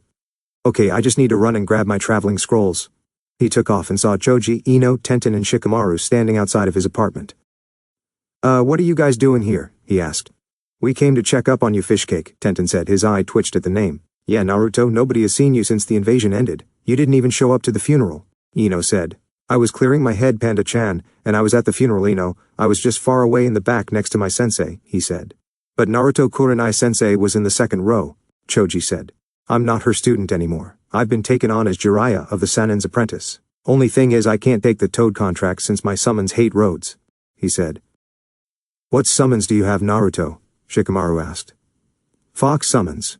Now I would really love to stay, but I have a mission in about 45 minutes. I need to get my stuff, he said. They nodded and left him to pack. He arrived at the gate and saw Jiraiya waiting for him. Alright, you ready to go, pervy sage? He asked with a smirk. Stop calling me that, Jiraiya yelled. Anyway, let's go. We have a month to locate this person. Who are we looking for anyway? He asked. My former teammate Tsunade Senju. She was elected for the Hokage seat, Jiraiya asked, gauging his student's reaction. Okay, so where are we looking for her at? He asked. That's it, no Senju hate speech or anything. I thought all Uchiha hate the Senju clan? Jiraiya asked. Nope, in fact I only dislike one Senju and that's Hashirama, but I'll tell you why when we find her, Naruto said. Alright. Anyway, we're heading to Tanzaku Town. It's a gambling town, and if anybody knows Tsunade, it's that she loves to gamble and drink. My contacts in my spy network have spotted her recently arriving there. My guess is she is still there, Jiraiya said. Naruto nodded, and they traveled for 3 days before reaching Tanzaku Town. They knew they were being followed but played it off. They found a hotel and checked in before leaving to search for Tsunade. Excuse me, but are you Jiraiya, the writer of Icha? They turned around and saw a brown-skinned lady with black hair and breasts that would make any man look at them. They noticed the glazed look her eyes had, and knew she was under a genjutsu, so they decided to play along. Why, yes I am. I suppose you want an autograph. How about I autograph your two friends as well? He asked with a perverted giggle. Actually, I was headed back to my hotel room. I was wondering if you wanted to join me, she asked. Why, of course I could. Maybe we can create some scenes from my book? He giggled. Alright, Naruto, you just head back to the hotel room. I'll be back in a few hours, Jiraiya said. What the hell, pervy sage, we need to find? He was cut off. It will only be a few hours. Here, take the key and wait for me there. He handed Naruto the key and left with the lady. Stupid perv leaving me alone so he can chase some ass, Naruto said, keeping up the act. He made it to the room and waited for 5 minutes before the 2 chakra signatures were in front of his door. Whoever it was knocked. Geez, pervy sage, did you have performance issues? I thought you said a few hours and not seconds, he said. They knocked again, but impatiently. Damn it, I'm coming, he exclaimed. He opened the door and saw Itachi and a fish-looking man standing at his door. Itachi, nice to see you again. Fish face, I've never seen you before, Naruto said. Naruto, we would like you to come with us, Itachi said calmly. Are you sure this is the Jinchuriki? He looks kind of small compared to what I assumed he would look like, although he wields the Kubikirabocho, so he must be strong. How about I cut his legs off so he can't run away? The fish-like man said. No, Kisame, we are not allowed to harm the Jinchuriki. Now Naruto, come with us, we would rather not make a scene, Itachi stated, activating his sharingan. Naruto activates his sharingan as well, shocking Itachi that he already had 3 tomos in his eyes. What the hell, Itachi, I thought you killed every Uchiha, Kisame said. No, I didn't kill Naruto because he was never raised in the clan and is the Jinchuriki of the Kyuubi. I couldn't risk letting it out, he said. He activates his Mangekyu and looks Naruto in his eyes. Tsukuyomi. Naruto appeared in a world tied to a cross with Itachi. Welcome to the world of Tsukuyomi, Naruto. Here I can control whatever happens. This is the only unbreakable genjutsu known to man. Only another Mangekyu user can break it. If you want to gain the Mangekyu, you must kill your best friend like I did, Itachi said, as he showed him killing Shisui. Yeah, I know how the Tsukuyomi works, Itachi. I also know that's not how Shisui died. So you can stop with the theatrics. So how is your eyesight these days, Itachi? Naruto asked. How do you know so much about the Mangekyu Sharingan? He asked. Shisui told me. Plus I have my own. He activates his Mangekyu Sharingan with his 4 Choku Tomoe spinning around his eyes. When did you get those? Itachi asked, shocked that Naruto already has the Mangekyu. The same time you did. So I know all about the Uchiha clan and Danzo trying to kill Shisui for his eyes. However, I don't know what his summons did with them after taking them. Don't worry, I haven't told Sasuke. I know all about what you told him. It's all he ever talks about. Now let me out before I force myself out and ruin your eyes even worse than what they already would be from using this jutsu.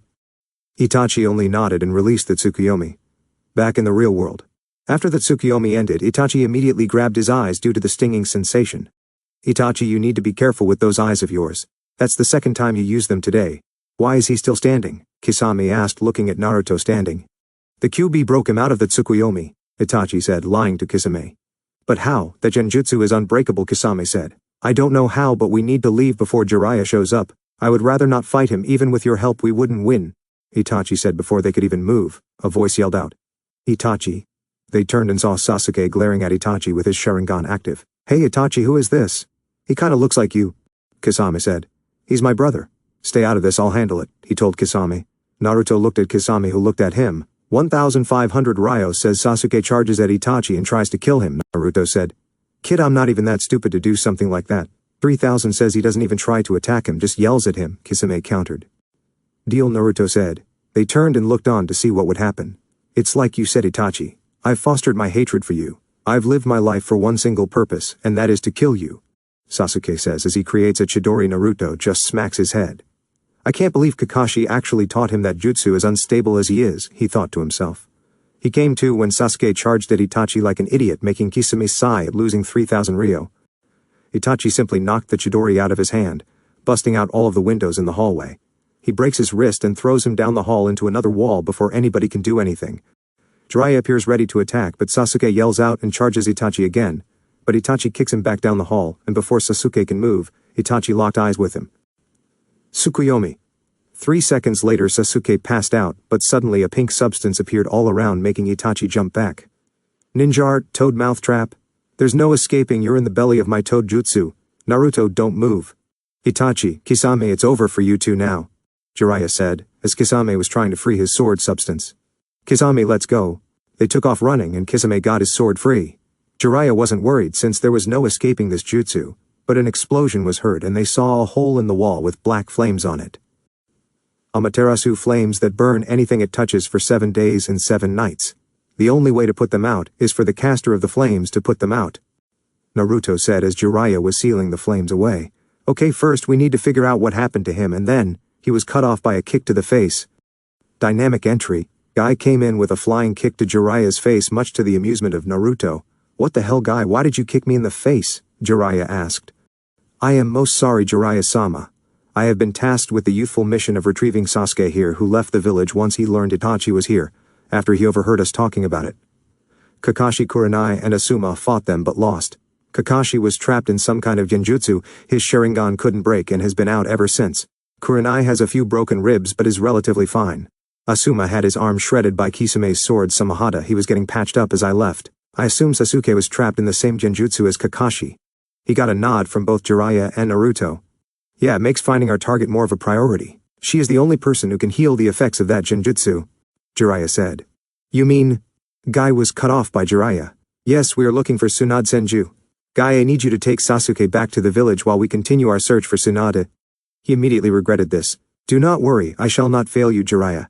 If I cannot make it back to Konoha, I shall run 1000 laps on my fingers, and if I cannot do that, then I shall... Jiraiya cut him off. Guy, just go, he said, while pinching his nose. Yash onwards with the flames of youth, Guy says and takes off. Alright, now that he's gone, we can continue our search for Tsunade. She's still in town, so let's go. He looked at Naruto, who narrowed his eyes. What is it? He asked. I made a bet with Kisame and won. He took off without paying me. Jiraiya simply fell to the ground at this. You made a bet with an S-ranked shinobi who is out to capture you. He got a nod. Kisame, I know you can hear me. I want my money, he yelled out, as soon as he said that a kunai with 3000 Ryo was stuck in the wall next to his face. He pulled the kunai off and counted the money. Thank you. Another kunai with nothing on it hit the wall again. Okay, I got my money, let's go. With that they searched for Tsunade. It's been 3 days since they've been searching.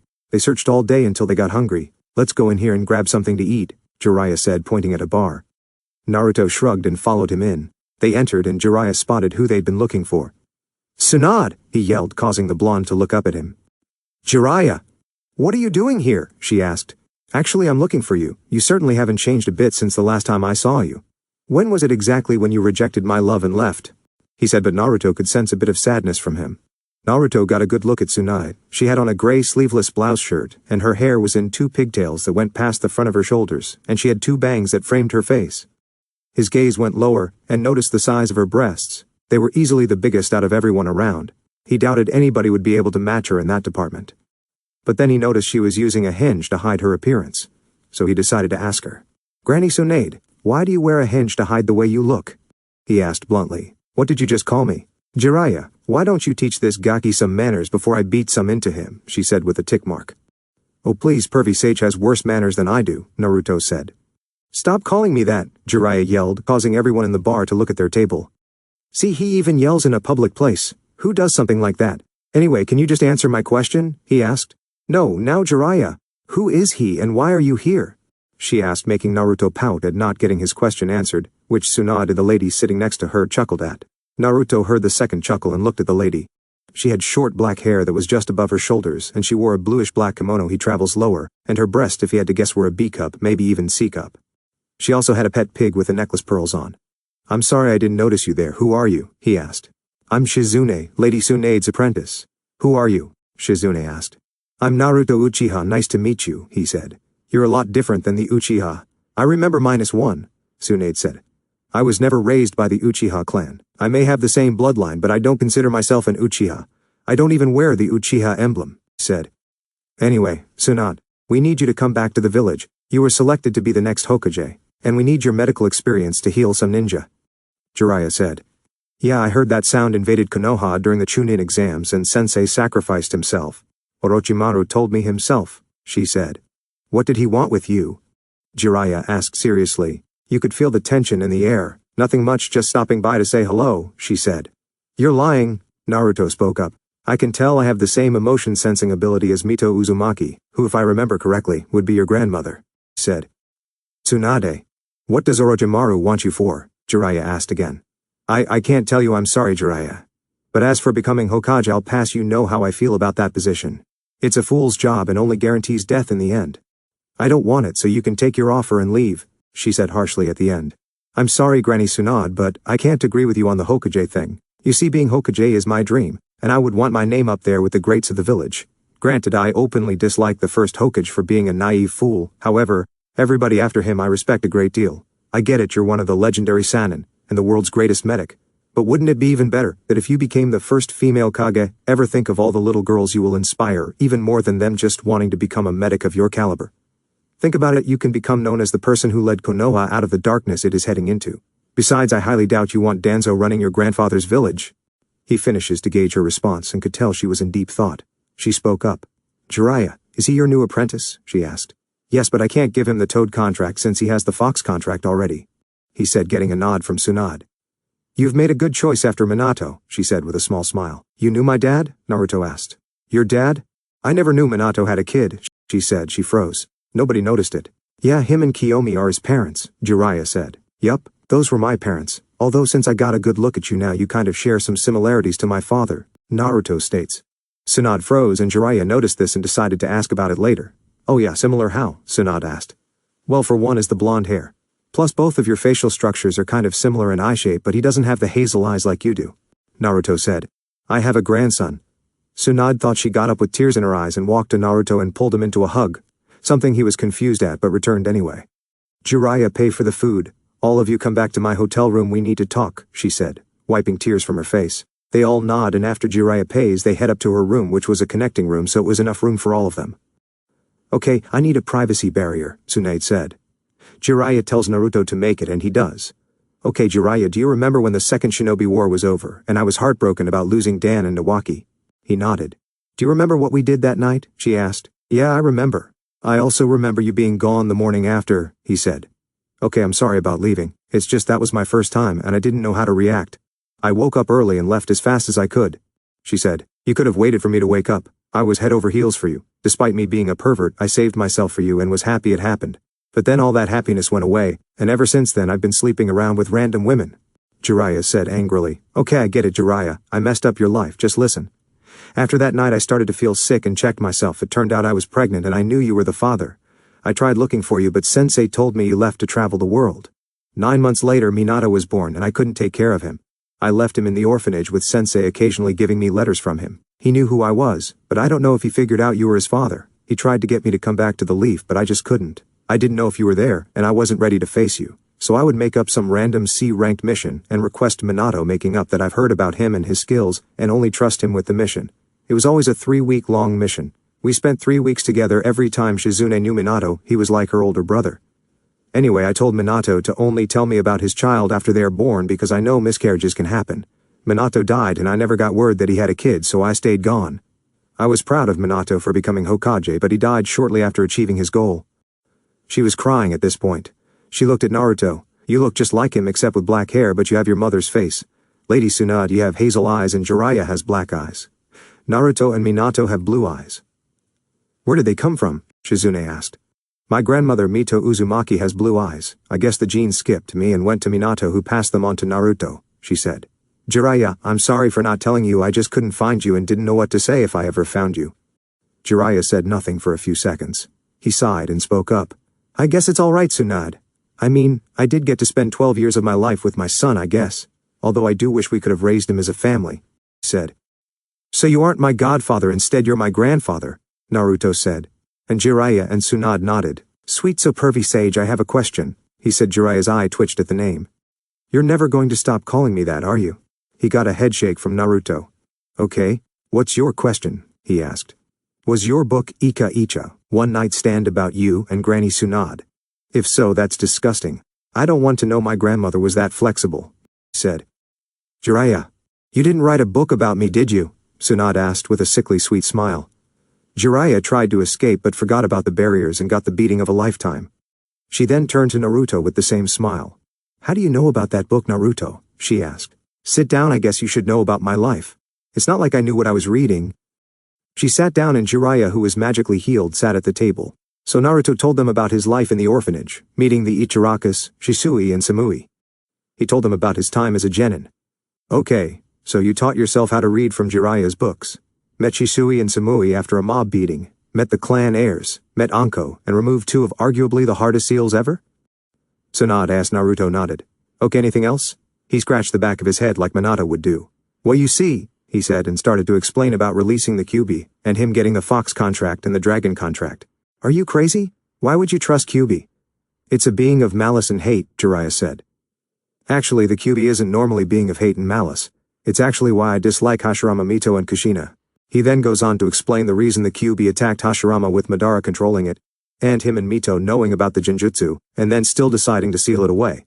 He told them how Hashirama decided to hunt the other tailed beasts on his own, while they were just minding their business, and how hypocritical Mito and Kushina were when it came to Jinchuriki and tailed beasts.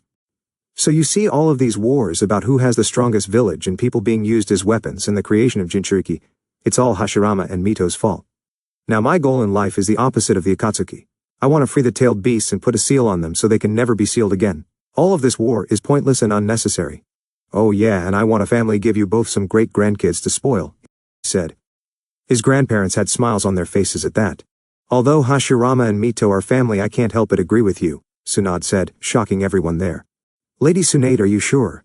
I mean, how can you even say that? Shizune asked. Remember, Shizune, I'm a human lie detector. It's literally impossible to lie to me, Naruto said.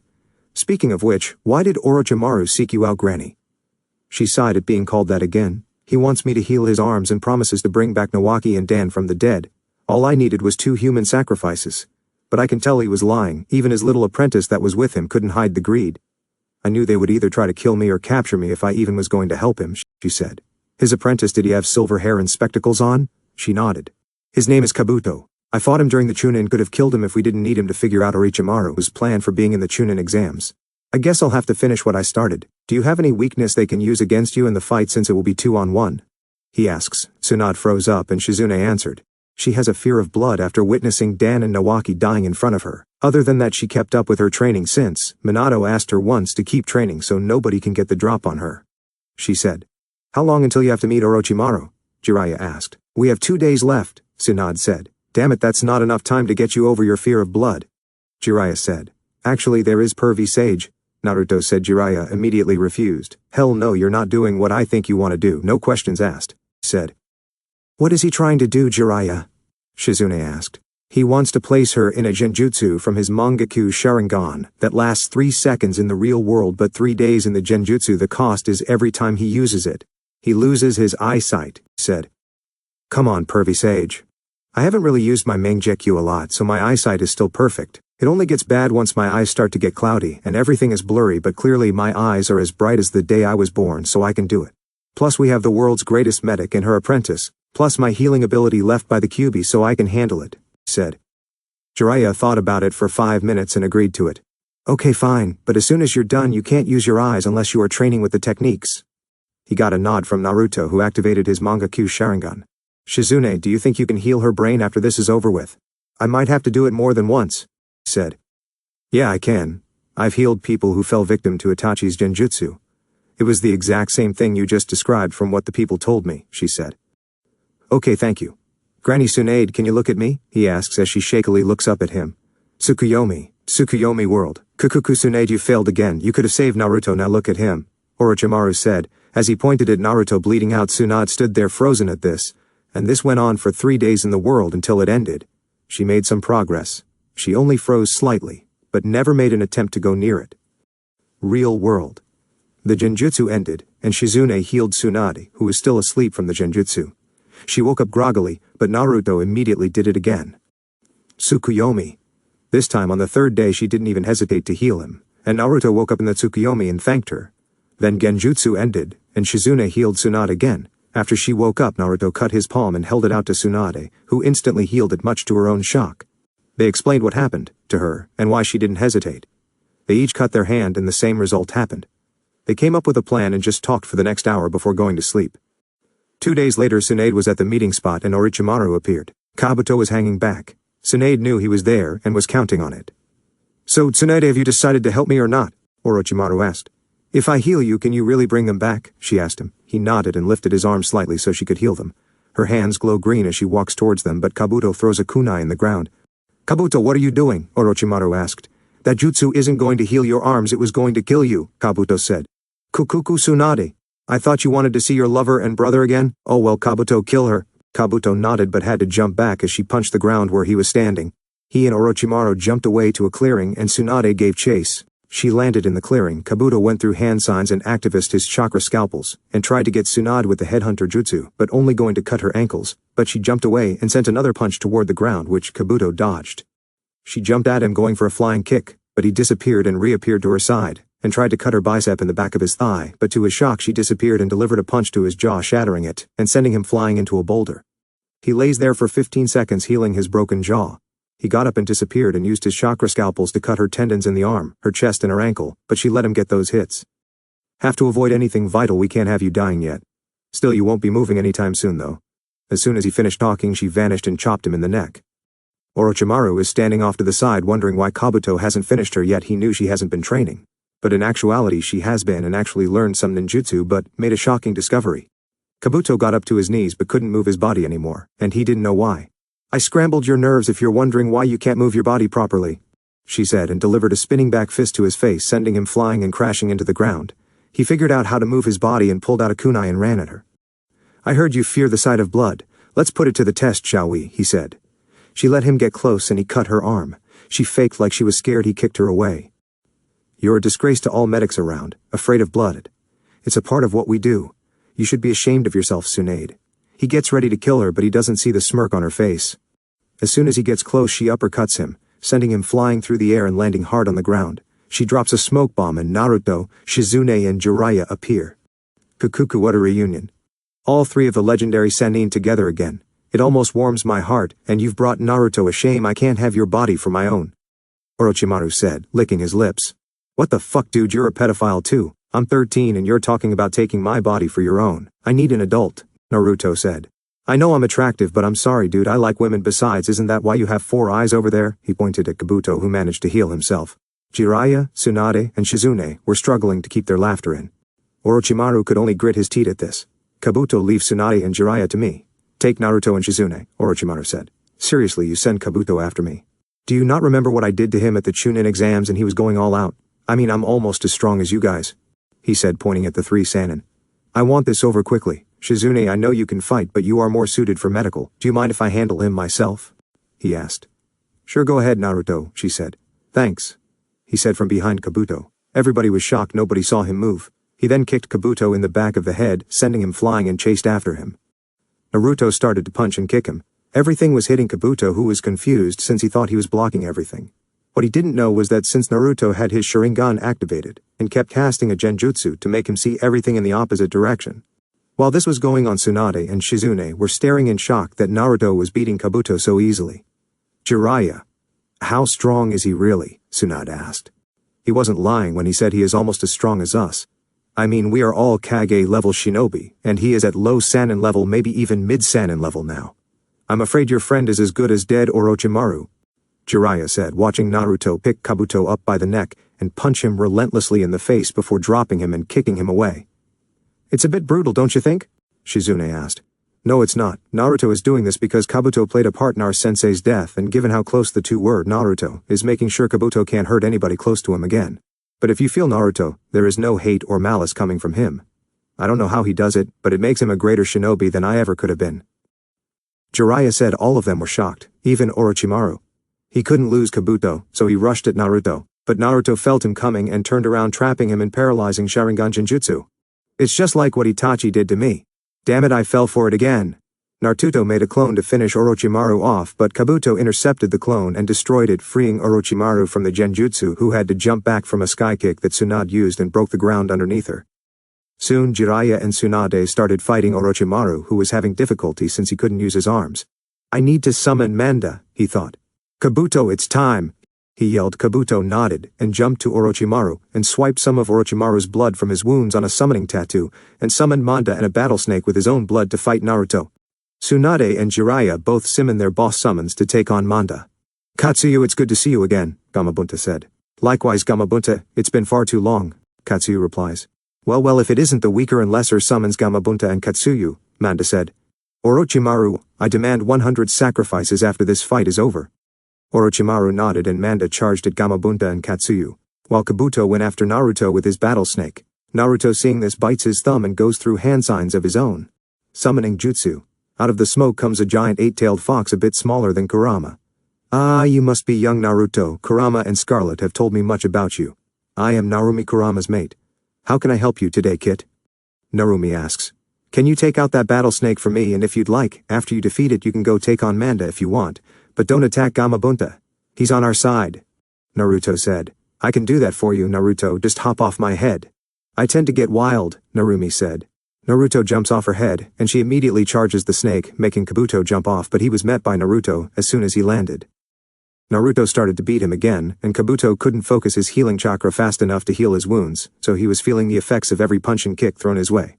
After a while Naruto got bored of this and hit Kabuto with a Rasengan, but was slightly shocked when he stood up, but figured he added all his chakra into the area of his attack to cancel out some damage. Nice job focusing enough chakra to the center of your stomach. However, you are completely drained. You should have waited and used your remaining chakra to heal yourself after the Rasengan hit you. Now it's time for you to die. He used his water manipulation to create whips of water to hold onto Kabuto's arms and legs. He creates a Rasengan in his hand, but to everyone's shock it continues to grow to the size of a fully blown up balloon. It's over for you, Kabuto, Naruto said. Kabuto tried to speak, but Naruto used his water manipulation to create a water prison over Kabuto's head, drowning him in the process. Giant Rasengan. Naruto shoves the giant Rasengan into Kabuto's gut, and it grinds into him until it tore through his stomach, and Naruto released the water manipulation, and Kabuto was sent flying through the boulders behind him. Naruto walked up to him, and made sure he was dead. He wanted to make sure. Orochimaru looked on in shock that his right hand was killed so brutally he needed to make a retreat, so he sent Manda back to the summons world. I'll be back and I'm going to kill you, Naruto, he said as he started to sink into the ground. Naruto, Tsunade, and Jiraiya released their summons as well. So Naruto, you feel better knowing one person involved in Sensei's death is gone? Jiraiya asks. Yeah, I am, but it's still more out there, he responded. Yeah, you have Orochimaru and his Sound 4 that held the barrier, right? Jiraiya asked. No, not all of the Sound 4, he said. What do you mean? I thought you would want them all dead, Jiraiya said. No, it was a redhead girl in the group. When I looked up at her eyes, she had a look that said she didn't want to do it and was sorry, but also she wanted away from Orochimaru. It was as if she was being held there against her will, he said. Wow, I wonder where he found her, Shizune said. It doesn't matter. When we get back to Konoha, when the opportunity presents itself, Naruto, you have permission to bring any and all Uzumaki you find back to Konoha, Tsunade said. So that means you're accepting the Hokage position, Granny Tsunade? Naruto asked. I wish you would stop calling me that. But yes, I am taking the Hokage position, he said. Everyone cheered. You still haven't answered my question from earlier. Why do you wear a henge to hide your appearance? Naruto asked. It's because she looks old and wrinkly underneath it, Jiraiya said, and got a kick to his balls courtesy of Tsunade. But how can she be old and wrinkly? She has Uzumaki genes and she should have stopped aging at about 30. Hell, I bet if you tried you could have another baby, Naruto said. Everyone was in shock at what he said. Tsunade gave it a shot, releasing the henge she's had on since she found a gray hair. When the smoke cleared, she looked relatively the same, except a couple bags under her eyes from a lack of sleep, and that one gray hair she had was no longer there. She did a scan over her body, and to her shock she still could have kids if she wanted. I don't believe it. You're still as beautiful, if not more than you were with the henge. Jiraiya said. Tsunade blushed lightly at this and Naruto caught it and smirked. Thank you, Jiraiya, she said. So are you guys going to get back together or what? Naruto asked. Hell no, I do not want to be with that pervert, Tsunade said. You know you can't lie to me, right? Naruto asked. Jiraiya then scooped Tsunade up bridal style and took off. Don't come back to the room until about 10 p.m., he yelled, and Tsunade slapped him but didn't argue with him. What can she say? It's been a while since she had some. In fact, Jiraiya was her only time. Naruto looked at a watch he had, and it was only 2 p.m. So what should we do for the next 8 hours? He asked Shizune. What do you mean? You don't think she will go along with it, do you? She asked. She didn't argue and gave him light slap, so I would guess that room is going to smell like sweat, sex and alcohol, he said. So want to play some games at the fair and get some food? Shizune shrugged, and that's what they did for 8 hours. They played games and ate food. They returned to their room and Tsunade was glowing. Well, looks like you two had fun. From the smell in the room, I'd say you just got done maybe 20 minutes ago, Naruto said. How do you know what sex smells like, Naruto? Tsunade said. I grew up in the red light district. I'm like a little brother to the laddies in the brothel houses there. Hell, I've seen that pink-haired council member working there before, he said. Okay, can we stop talking about this? It's uncomfortable, Shizune pleaded. Shizune, have you ever even done it before? I mean, I know I'm one to talk, but I'm 13. What's your excuse? Naruto asked.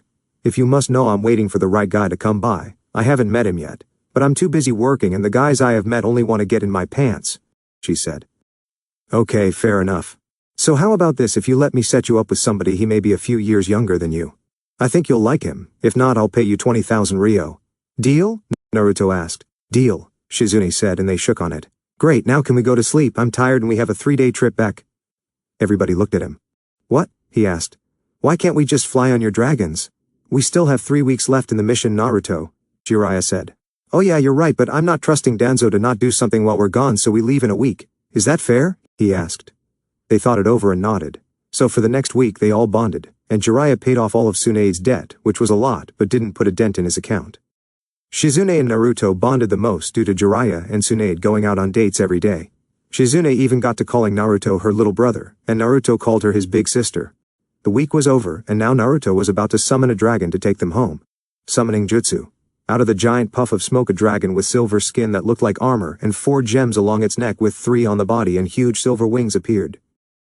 Greetings, Naruto. I am called Niji, the fastest dragon outside the boss and elder. I am mainly used for transport. How can I be of service? Niji asked. Can you take us about an hour of travel from Konoha? Niji nods and lowers his head for them to climb on. Once they are secure, he takes off to the skies. Naruto, why are we only going an hour outside of Konoha? Jiraiya asked. Because I don't want the village to know about my contract with the dragons, and plus Niji is like 200 feet long. I don't think the villagers would be too pleased about him just landing in the middle of the village. He said. He gets a nod from Jiraiya. They land an hour away from the village and Naruto thanks Niji, who disappeared in a puff of smoke. They walked the rest of the way and made it to the gate where the eternal gate guards were sleeping. Tsunade went to punch them, but Naruto stopped her. Ever since the invasion they haven't left this post and haven't even gone home. They've been here for about 3 weeks straight, he said, and she nodded. Shizune walked over and woke up Izumo. Yeah, welcome to Konoha. I need to see your passes, please, Izumo asked, wiping the sleep out of his eyes. Jiraiya and Naruto returning from an S-class mission with Tsunade Senju, Shizune Kaito and Tonton. Jiraiya said. As soon as Izumo heard the name, he stood and bowed, but it was a little too hard and his head went through the desk. Oh, sorry, Jiraiya-sama, Lady Tsunade. I didn't recognize you. Please go ahead, Izumo answered. But then he looked at Shizune, who blushed at being stared at. He waved Naruto over and whispered, Yo, Naruto, who's the babe with the black hair? Introduce me, will ya? He said. Shizune, this is Izumo, one of the Eternal Gate Guards. He's single, hasn't had a girlfriend, and is the guy I was talking about. Now Izumo, Shizune will meet you at the Akamichi barbecue restaurant later at about 8, so don't be late. With that he walked into the village next to Tsunade and Jiraiya. Shizune was still at the gate talking to Izumo. As they were walking, Naruto noticed he didn't get as many glares and chalked it up to him being with 2 of the legendary Sannin. However, his efforts during the invasion, killing off many sound shinobi and blank-masked Anbu, gained him much respect in the eyes of the villagers. They made it to the council room where she had to get voted in. Alright, as promised, I brought back Tsunade Senju for the title of Hokage, Jiraiya said, with Naruto standing next to him. He has to leave, one of the civilian council members said. Actually he doesn't, since he was on the mission, Jiraiya states. Yes, that's fine. Can we get this over with now? My feet are hurting for traveling 3 days straight, Tsunade said. It was a lie, but they didn't need to know that. We are here to vote if Tsunade Senju is to become the next Hokage, Homaru said. By a vote of hands we shall determine if she will become Hokage. Now all those for her becoming the 5th Hokage. All the clan heads and civilian council raised their hands as well as Homura and Koharu. All those against it. Only Danzo raised his hand and spoke. I don't think we should have her as Hokage. She hasn't been seen in years in the village and could have been working with the enemy for all we know. Plus rumors have it that she has a huge gambling debt. We can't have someone that has debt collectors after her as Hokage. I think we should choose someone else. He said before anybody could agree with him. Naruto spoke up. Too bad nobody cares about what you think, you one-eyed pedophile. The vote is already gone through and you can't change it.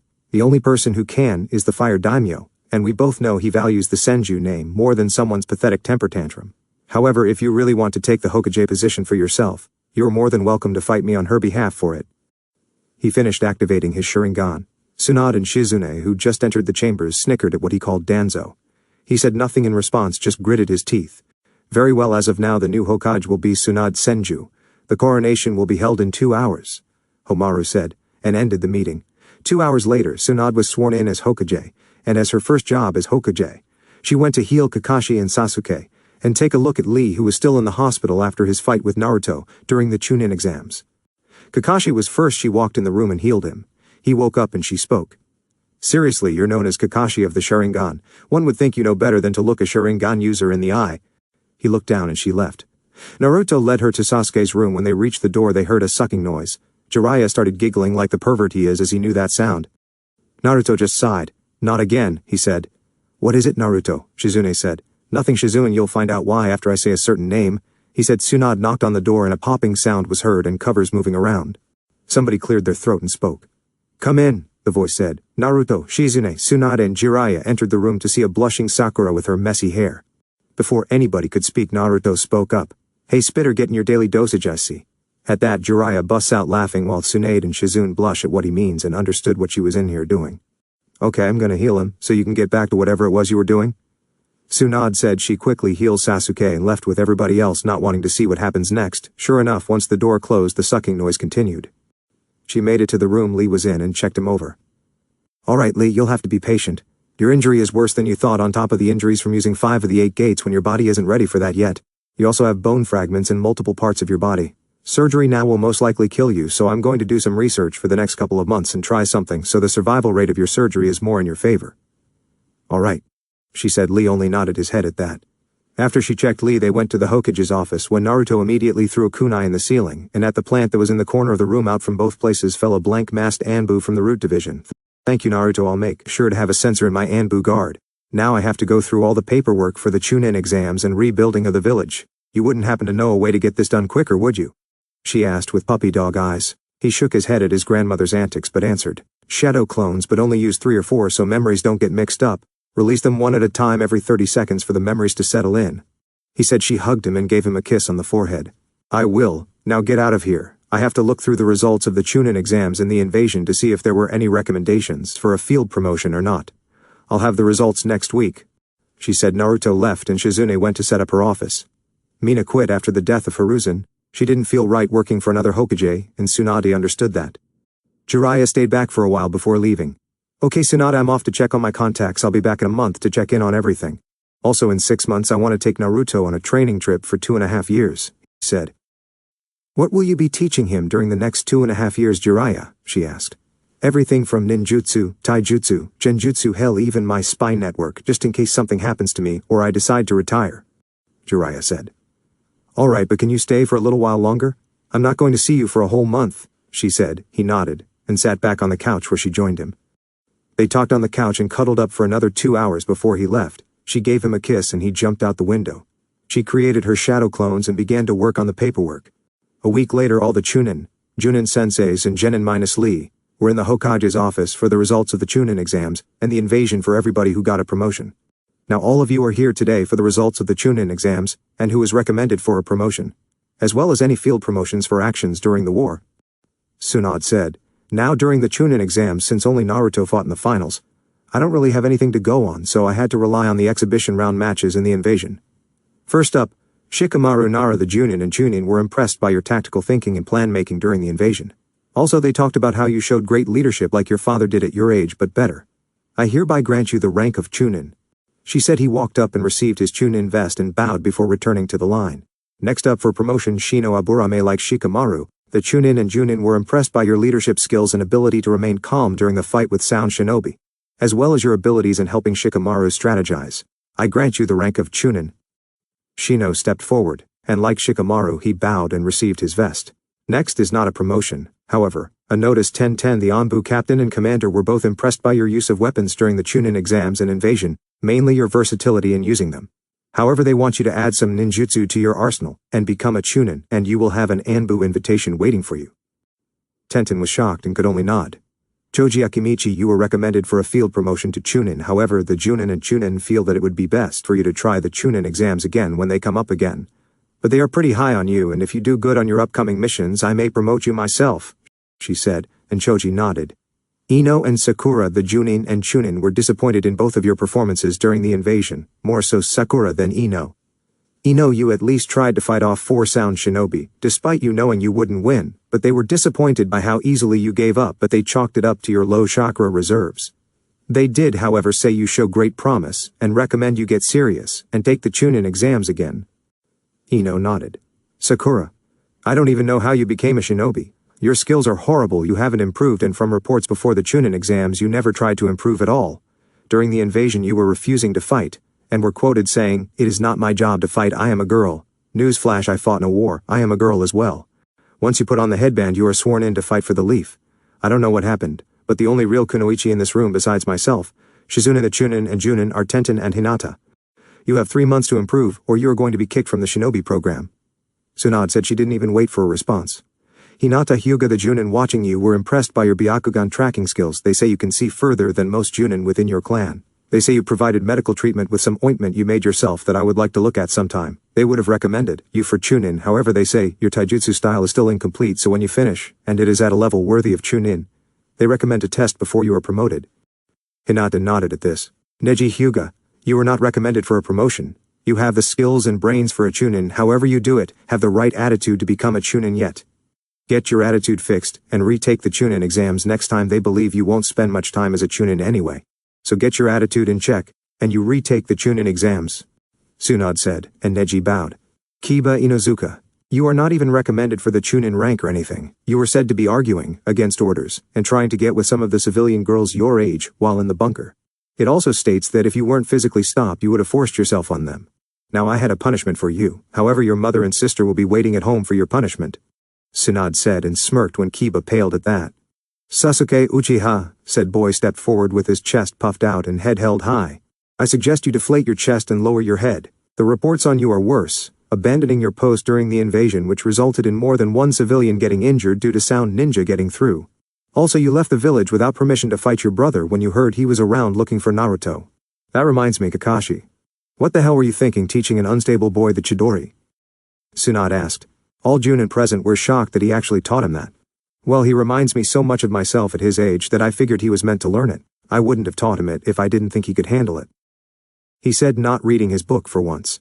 So, you teach an unstable genin, who was well known as being unstable in assassination technique and a horrible one at that, Tsunade stated. I'm sorry, Lady Tsunade, but the Chidori is the perfect assassination technique, so I'll have to disagree with you on that, Kakashi said. Really? Naruto, can you create your jutsu for me? She asked. Naruto nodded, and 1 second later his lightning edge was in his hand, but unlike the Chidori, his was red, and made no sound. The Kakashi is the perfect assassination technique. It makes no noise, so you can't hear it a mile away. You also don't need a running start for it to be effective, she said. Now Sasuke, for your actions, you are suspended for a year from any and all ninja activities. This also means training, she said. He tried to argue, but Naruto slapped a silencing seal on him. Now Naruto Uchiha, you were recommended for the Chunin position as well as Lee during the exhibition rounds. However, Lee will have to wait until after his surgery. You did a number on his body, but in a few weeks I should be able to perform his surgery without any complications. Now during the war you are responsible for taking out squads of Sound Shinobi, while also taking out the snake summons that were supposed to do damage with your fox summons. What was their names again? She asked. They never told me their individual names. I just know they are called the Omega Brothers. Separate the three of them can take on a squad of battle summons themselves. However, together they are rumored to be able to actually push the boss summons of the foxes into using over 75% of his power if they work together. And I've told you how strong the boss fox was, Naruto said. Okay, also you were said to have taken on a squad of blank masked Anbu, also tasked with the intention of capturing you or killing you. You've done a lot during the war that even the fire daimyo has taken a notice of you, she said, shocking everyone, including Asuma, as he knew what could happen if the fire daimyo took an interest in you. Now you were recommended for the rank of Chunin, however you had just as many recommendations for Junin, so I welcome you the rank of Special Junin. Congratulations, she said, and tossed him a Junin vest. Now what happened next shocked everyone. Thank you, Granny Tsunade, he yelled and scooped her up in a big hug. Everybody was shocked that he openly called her that and just gave her a hug. Tsunade, being embarrassed, did one thing that would save her from embarrassment. She hit him with an uppercut through the roof that sent him so high it took him 5 minutes to come back down. He crashed through the ceiling and made a hole the shape of his body in the ground. He just got up like nothing happened. No cuts, no bruises, nothing. He was just smiling. Must be a genetic thing, Tsunade thought. Anyway, I have one more announcement to do, she said. Kurenai, being confused, spoke up. Excuse me, Lady Tsunade, but all the Jinin who were recommended were promoted, she said. Yes, I know.